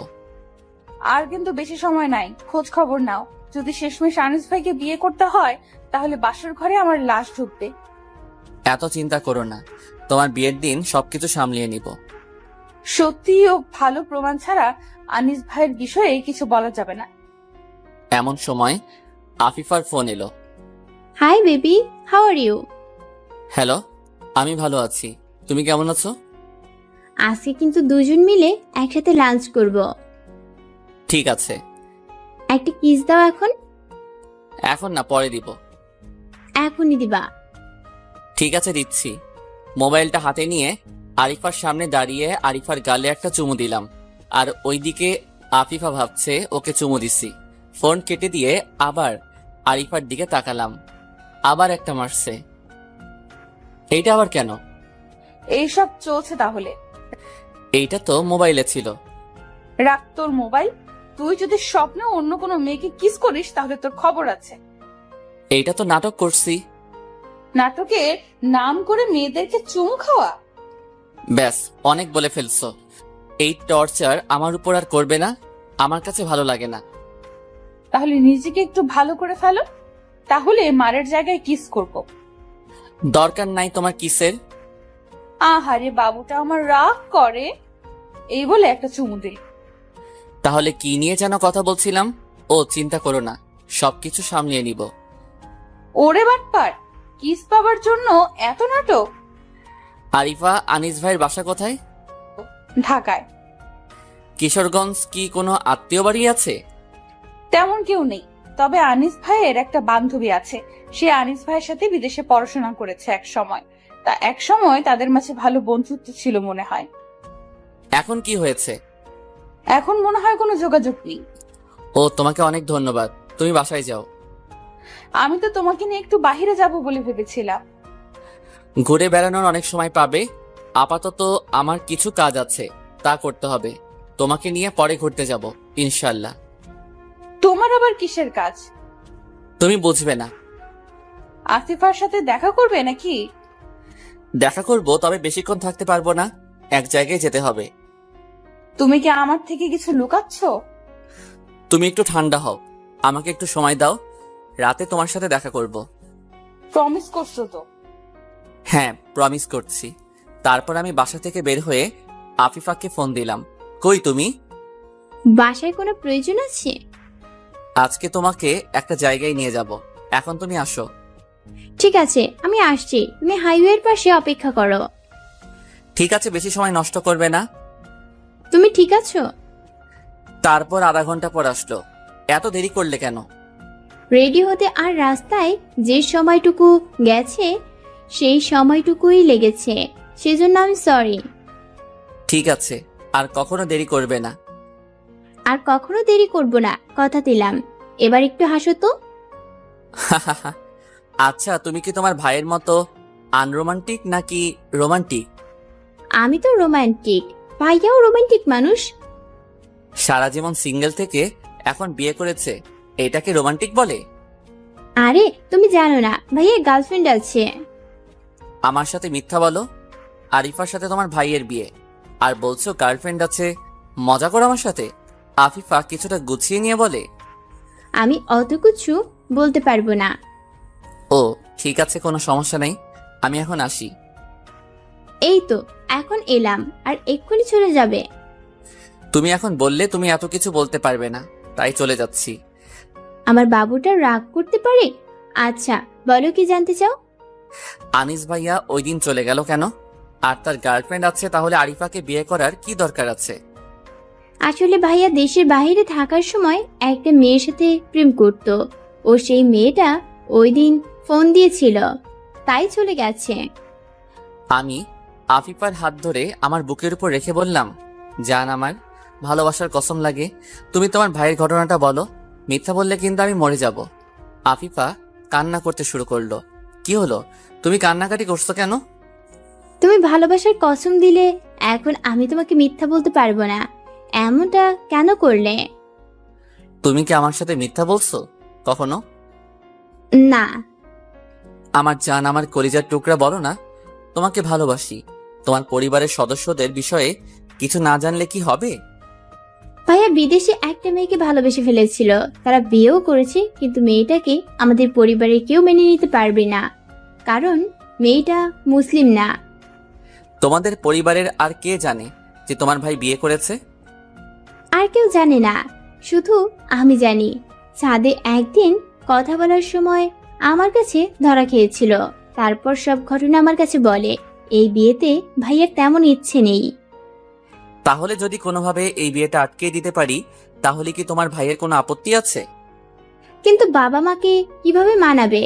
আর বিয়েটা ভেঙে গেলে আরো বেশি ভালো হবে। ভাইয়ার একটা বাচ্চা হয়েছে মনে হয়। ঠিক বলছো, তোমার ভাইয়ের একটা বাচ্চা হয়েছে। ওই দিন যখন চলে গিয়েছিল, তখন তোমার ভাবি ফোন দিয়েছিল, সে তার বাচ্চা দেখার জন্য আমাদের কাছে মিথ্যা বলেছিল। আর তোমার ভাবি কিশোরগঞ্জের একটা ক্লিনিকে ভর্তি আছে। তুমি এত কিছু জানো কিভাবে? আমি আমার বন্ধুকে তোমার ভাইয়ের পিছনে পাঠিয়েছি, ওই সব কিছু আমাকে বলেছে। কিন্তু তোমার এত কিছু জেনে লাভ কি? তোমাকে এখন কিছু বলতে পারবো না, সময় হলে সবকিছু বলবো। তুমি কি ভাইয়াকে ফলো করছিলে? হুম। ভাইয়াকে ফলো করে তোমার কি লাভ? আমি আমার লাভ ছাড়া কারোর সাথে কথা বলি না, আর তোমার ভাইয়ার পিছনে লোক লাগানো যথেষ্ট কারণ আছে। এইটা তুমি কোনোভাবেই ঠিক করনি। আমি তোমাকে অনেক বিশ্বাস করেছিলাম, তুমি আমার ভাইয়ের পিছনে লোক লাগিয়ে দিয়েছো।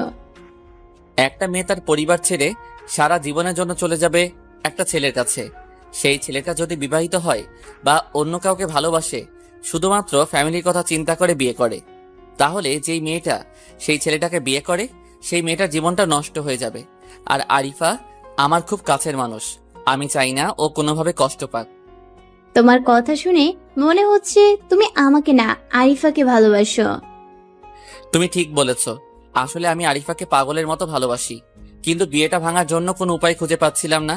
এখন একটা উপায় পেলাম। আমি তোমাকে কষ্ট দিতে চাইনি, কিন্তু নিজের ভালোবাসাকে পাওয়ার জন্য তুমি আমাকে কষ্ট দিয়েছ, সেই জন্য আমি অনেক দুঃখিত। তুমি আমার সরলতা নিয়ে খেলা করেছো, আর ভালোবাসার নামে তুমি আমাকে ধোঁকা দিয়েছো। কেন করলে তুমি আমার সাথে এমন? কি দোষ ছিল আমার? সরি, আমি সত্যি দুঃখিত। আমি চাইনি তোমাকে কোনোভাবে কষ্ট দিতে, কিন্তু বিয়েটা ভাঙার আর কোনো উপায় আমার কাছে ছিল না। তুমি তো এই কথা সবাইকে বলে দিবে, তখন বাবা মা ভাইয়াকে বাসা থেকে বের করে দিবে।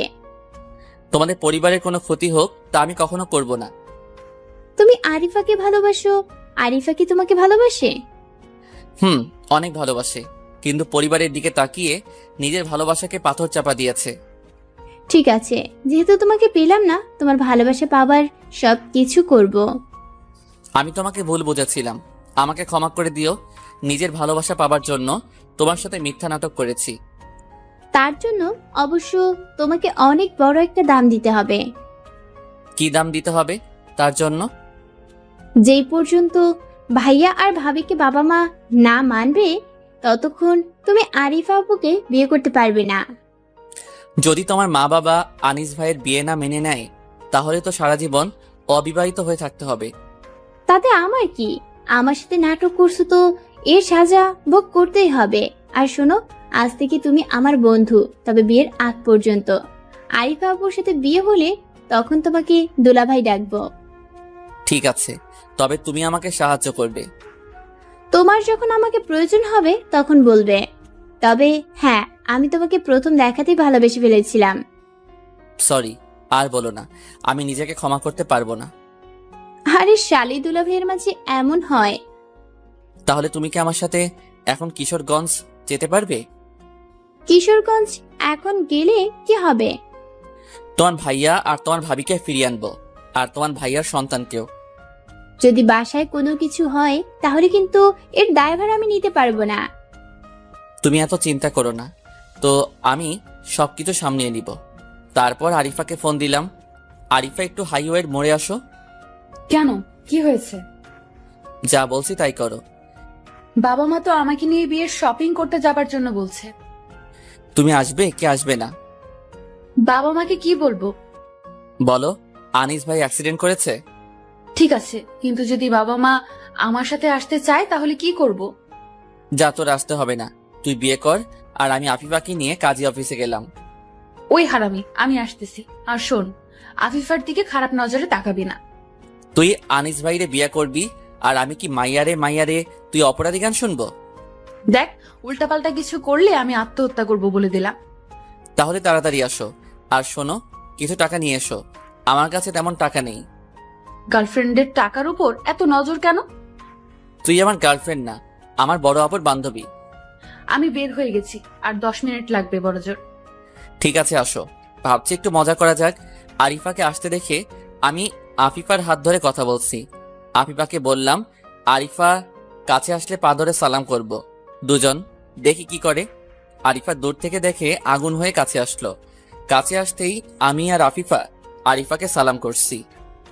তাই তুই সত্যি সত্যি আফিফাকে ভালোবেসে ফেলেছিস? তোমার বিয়ে ঠিক হয়ে গেছে। আনিস ভাই ছেলে হিসেবে খারাপ না, তাই ভাবলাম তোমাকে কষ্ট দিয়ে লাভ কি। তোমার পরিবারের বাইরে তুমি যেতে পারবে না, আমিও আমার পরিবারের বাইরে যেতে পারবো না, তাই ভাবছি বিয়েটা করে নিব। আমাদের জন্য দোয়া করবেন আপু। আরিফা চুপ করে দাঁড়িয়ে আছে। আমাদের বিয়ের সাক্ষী পাচ্ছি না, তুমি আমাদের বিয়ের সাক্ষী হবে। আর সাইদ, দুজন মিলে আমাদের জন্য দোয়া করবে। বিয়েতে বড়দের দোয়ার প্রয়োজন হয়। আপু, তুমি খুশি হওনি? আরিফা চোখের পানি ছেড়ে দিয়ে বলছে, আমি খুব খুশি হয়েছি। কথাটা বলেই আমার গালে থাপ্পড় দিতে যাবে, এমন সময় আফিফা আরিফার হাত ধরে ফেলে। ছি আপু, তুমি পারভেজকে মারছো কেন? তুই আমার সামনে থেকে সরে যা, আমি পারভেজকে খুন করে ফেলবো, শালা চিটার বাটপার।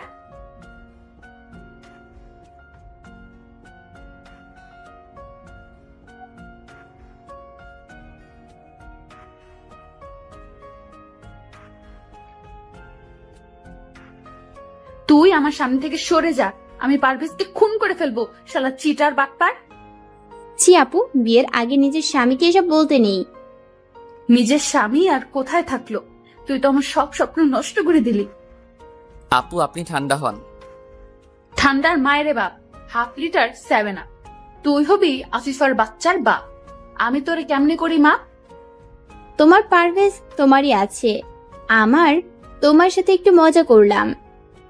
আরিফা একটু মুচকি এসে বলল, কিসের মজা করিস তোরা? আমার মনে হচ্ছিল আমার আকাশ ভেঙে পড়েছে। আমি তো ভেবেছিলাম বাসায় গিয়ে আত্মহত্যা করব। এই কথা আর কখনো বলবে না। সরি, আর এমন মজা করব না। আরিফা কোনো কথা বলল না, সরাসরি জড়িয়ে ধরে কান্না করতে থাকলো। আরিফা, ছাড়ো, এখানে অনেক মানুষ আছে। তাতে আমার কিছুই যায় আসে না। এই যে সবকিছু এইখানে না করে বাসরাতের জন্য কিছু বাকি রাখেন। আরিফা একটু স্বাভাবিক হয়ে আমাকে ছাড়লো। বলো কি জন্য ডেকেছ? আমরা এখন কিশোরগঞ্জ যাব। এখন কিশোরগঞ্জ কেন? আনিস ভাইয়ের বউ বাচ্চা দেখতে যাব। কে বলছো এসব? আনিস ভাই বিবাহিত? একটা বাচ্চাও আছে। আর একটু হলেই 3টা জীবন নষ্ট হয়ে যেত। জি না, 4টা জীবন, কারণ আনিস ভাইয়ের বাচ্চা আছে।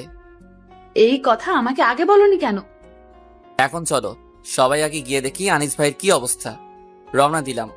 পুরোটা রাস্তায় আরিফা বক বক করেই যাচ্ছে। তুমি একটু থামো তো, এখন আর ভালো লাগছে না। এই বেশি তেড়িবেড়ি করলে একটা দিব গালে। দাও না ওটাই। আর বাকি রাখো কেন? থাক, আর মার দিব না। তারপর গেলাম কিশোরগঞ্জ, সাইদকে কল দিলাম।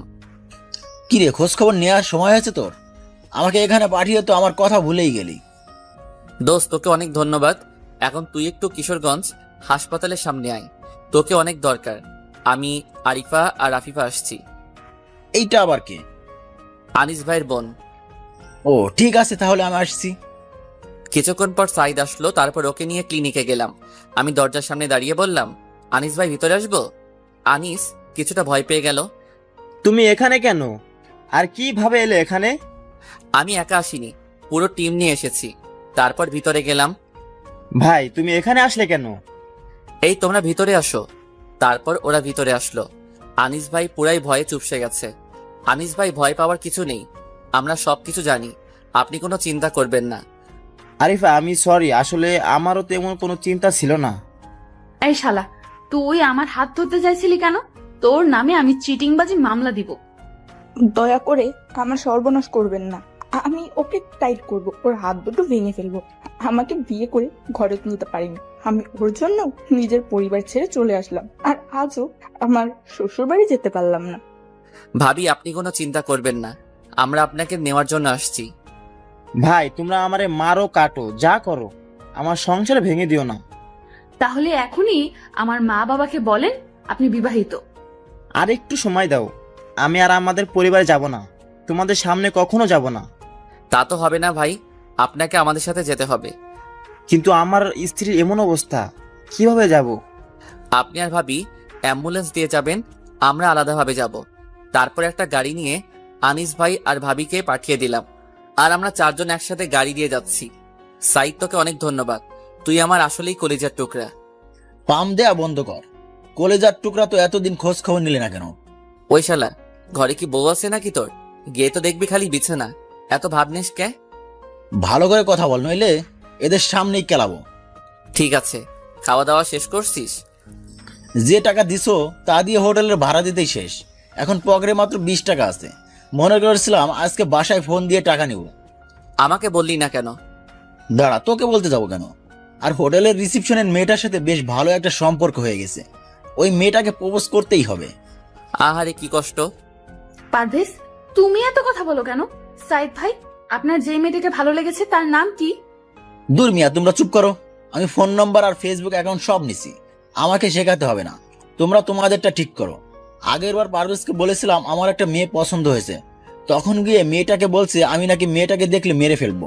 সেই মেয়েটা আমার সামনে আসেনি, একদিন দূর থেকে দেখে মেয়েটাকে ডাক দিছি। মেয়েটা আমাকে দেখে দৌড়াতে থাকে আর বলতে থাকে বাঁচাও বাঁচাও। তোমাদের কাউকে আমার দরকার নেই।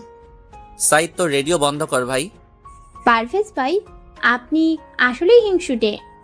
তুমি সাইদ ভাইয়ের সাথে এমন করছিলে কেন? সাইদ, এটা তোর কত নাম্বার গার্লফ্রেন্ড?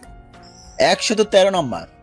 কথাটা বলার সাথে সাথে আরিফা আর আফিফা সাইদকে হা করে দেখতে লাগলো। এই তোমরা আমার দিকে তাকিয়ে আছো কেন? আমি যেই মেয়েকে দেখি সেই মেয়েকেই পছন্দ হয়ে যায়, এতে আমার কি করার আছে বলো? তাছাড়া যার মন পরিষ্কার তার কাছে সবাইকে ভালো লাগে। আরিফা, আফিফা, ওর কথা বাদ দাও। আফিফা, তোমার বয়ফ্রেন্ড আছে? না, কেন? আমি তোমাকে ভালোবেসে ফেলেছি। এইটুকু সময়ের মধ্যে তুমি আমার মন কেড়ে নিয়েছো। আপনি আমার ধর্মের ভাই, আপনি আমাকে বোনের নজরে দেখবেন। কিভাবে নিজেকে সরিয়ে রাখবো? তোমার সুন্দর চুল, গোলাপের পাপড়ির মতো ঠোঁট, মায়াবী চোখ, চাঁদের মতো মিষ্টি হাসি, সব মিলিয়ে আমি তোমাকে অনেক ভালোবাসি। পারভেজ, সাইদকে দেখে রেখো। তুমি ঠিক বলছো। কিভাবে কিভাবে মেয়ে পটাতে হয় আমিও চেষ্টা করব। চোখ দুটো তুলে ফেলবো। আমি বলছি কিভাবে প্রশংসা করতে হয় তা শিখতে। তারপর কথা বলতে বলতে চলে এলাম আরিফার বাসায়। ভিতরে গিয়ে দেখি চেঁচামেচির আওয়াজ পেলাম, মনে হয় আরিফার বাবা চেঁচামেচি করছে। আমরা ভিতরে যেতেই আরিফার বাবা আরিফাকে বলছে, আরিফা, এ বিয়ে হবে না। আনিস বিয়ে করেছে অনেক আগেই, তার বাচ্চা আছে। আমি জানি। তুই জেনেও এই বিয়েতে রাজি ছিলি? না বাবা, আমি একটু আগে জেনেছি, পারভেজ আমাকে বলেছে। আনিস, তুমি এক্ষুনি আমার সামনে থেকে চলে যাও। আঙ্কেল একটু অপেক্ষা করুন, আনিস ভাইয়ের মা বাবা আসছে, ওনারা আসলে তাদের সাথে আলোচনা করে সমস্যার সমাধান করা যাবে। এখানে আমার কোনো সমস্যা নেই, আর আমি আরিফাকে এমন ছেলের হাতে তুলে দিব না।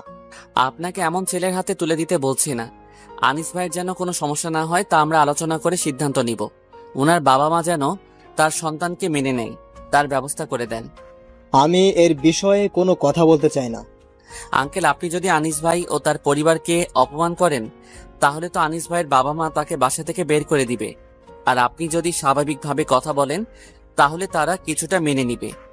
আমার মেয়ের জীবন নিয়ে সিনেমিনি খেলেছে, তার জীবন নিজের হাতে সাজাতে আমি পারবো না। এতিম ছেলে মেয়েদের জন্য আপনি অনেক কিছু করেন, আর নিজের আত্মীয়র জন্য করতে পারবেন না? যেই মেয়েটা আনিস ভাইয়ের উপর বিশ্বাস করে নিজের বাসা বাড়ি, মা বাবা, আত্মীয় স্বজনকে ছেড়ে চলে এসেছে, তার জীবনকে আপনি নষ্ট করে দিবেন? এটা আমি আপনার কাছে আশা করিনি।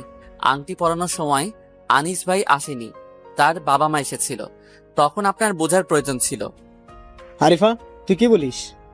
আমার কিছু বলার নেই, তবে এখন আমি যাকে পছন্দ করি তাকে বিয়ে করব। তোমার কোনো আপত্তি থাকতে পারবে না। পারভেজকে তোর পছন্দ তা আমি জানি। পারভেজ কি তোকে পছন্দ করে? হ্যাঁ, ওর কোনো আপত্তি নেই। পারভেজ, আরিফা যা বলছে তাকে সত্যি? জি আব্বাজান, আমি রাজি। সবাই হাসা শুরু করলো। এমন সময় আনিস ভাইয়ের মা বাবা আসলো। আনিস ভাইয়ের মা এসেই আনিস ভাইকে 2টা গালে দিল। আফিফা তার মায়ের হাত ধরলো। মা, তুমি ভাইয়াকে মারছো কেন? কি না করেছে? আমাদেরকে ছোট করে দিয়ে আরিফার কাছে, তার বাবা মার কাছে। আন্টি, এই বিয়ের সময় কি আপনি আনিস ভাইয়ের অনুমতি নিয়েছিলেন? সরি, বিয়ে এখনো হয়নি। আনিস ভাই কেন আংটি বদলের সময় আসেনি তা একটাবারও জানতে চাননি? আমার আর বাঁচার কোনো উপায় রাখলো না। আমি সমাজের সামনে মাথা উঁচু করে দাঁড়াতে পারবো না। শেষমেশ একটা অন্য ধর্মের মেয়েকে বিয়ে করেছে। তাতে কি হয়েছে? তোমার ছেলে তো বিয়ে করেছে, নষ্টামি তো করেনি। তাছাড়া ভুলটা আমরাই করি, কিন্তু দোষ চাপিয়ে দেয় আমাদের সন্তানদের উপর। ও যাকে নিয়ে সুখী হবে তাকে বিয়ে করেছে। তা বিয়েটা কোন নিয়মে হয়েছে? মুসলমানদের নিয়ম অনুযায়ী না অন্য ধর্ম অনুযায়ী? মুসলমানদের নিয়ম অনুযায়ী, আর আমার বউ এখন মুসলমান। যাও, সমস্যা সমাধান হয়ে গেল। এখন তোমাদের ছেলে বউ নাতি নিয়ে বাসায় যাও। আর হ্যাঁ, আগামী কিছুদিনের মধ্যেই আমার মেয়ের বিয়ে দেব। তোমরা সবাই কিন্তু আসবে।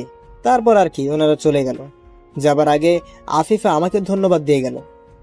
আঙ্কেল, এখন আমি আসি। তুমি একটু আমার রুমে আসো।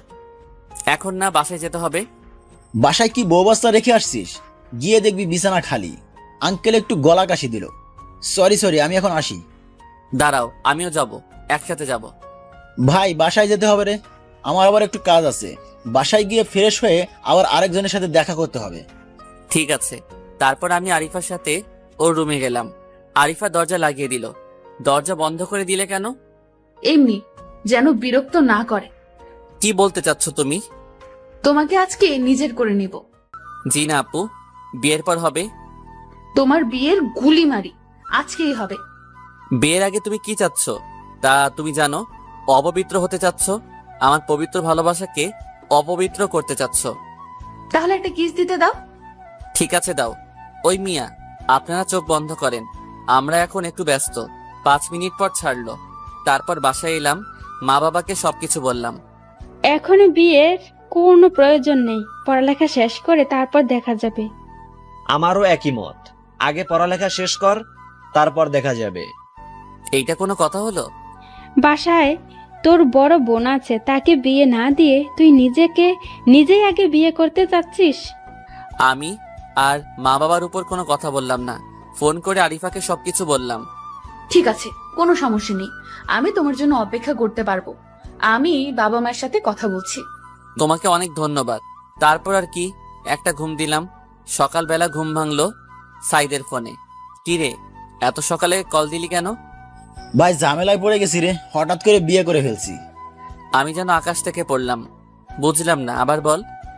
গতকাল বাসায় যাওয়ার পর মা বাবা আমার সাথে কথা না বলে আমার খালাতো বোনের সাথে বিয়ে করিয়ে দিয়েছে। কেন? এমন করার তো কোনো কারণ নেই। সব তোর জন্য। তুই যদি আমাকে কিশোরগঞ্জ না পাঠাতি তাহলে আজকে আমার এই সর্বনাশ হতো না। তোর খালাতো বোন রাজি হলো কেন? ভাইরে, 3 বছর ধরে প্রেম করেছিলাম, কিন্তু মন থেকে করতাম না। 2 দিন কল ধরে নাই, তাই বাসার সবকিছু ভেঙে ফেলছে আর বিষ খেয়েছিল। তাহলে তো তোর খালাতো বোন মানে ভাবি তোকে অনেক ভালোবাসে। এখনই বিয়ে করার সময় হয়েছে রে পাগলা। এখনো তো আমি কচি শশা। বাটপার, বিয়ের সময় ফোন দিলি না কেন?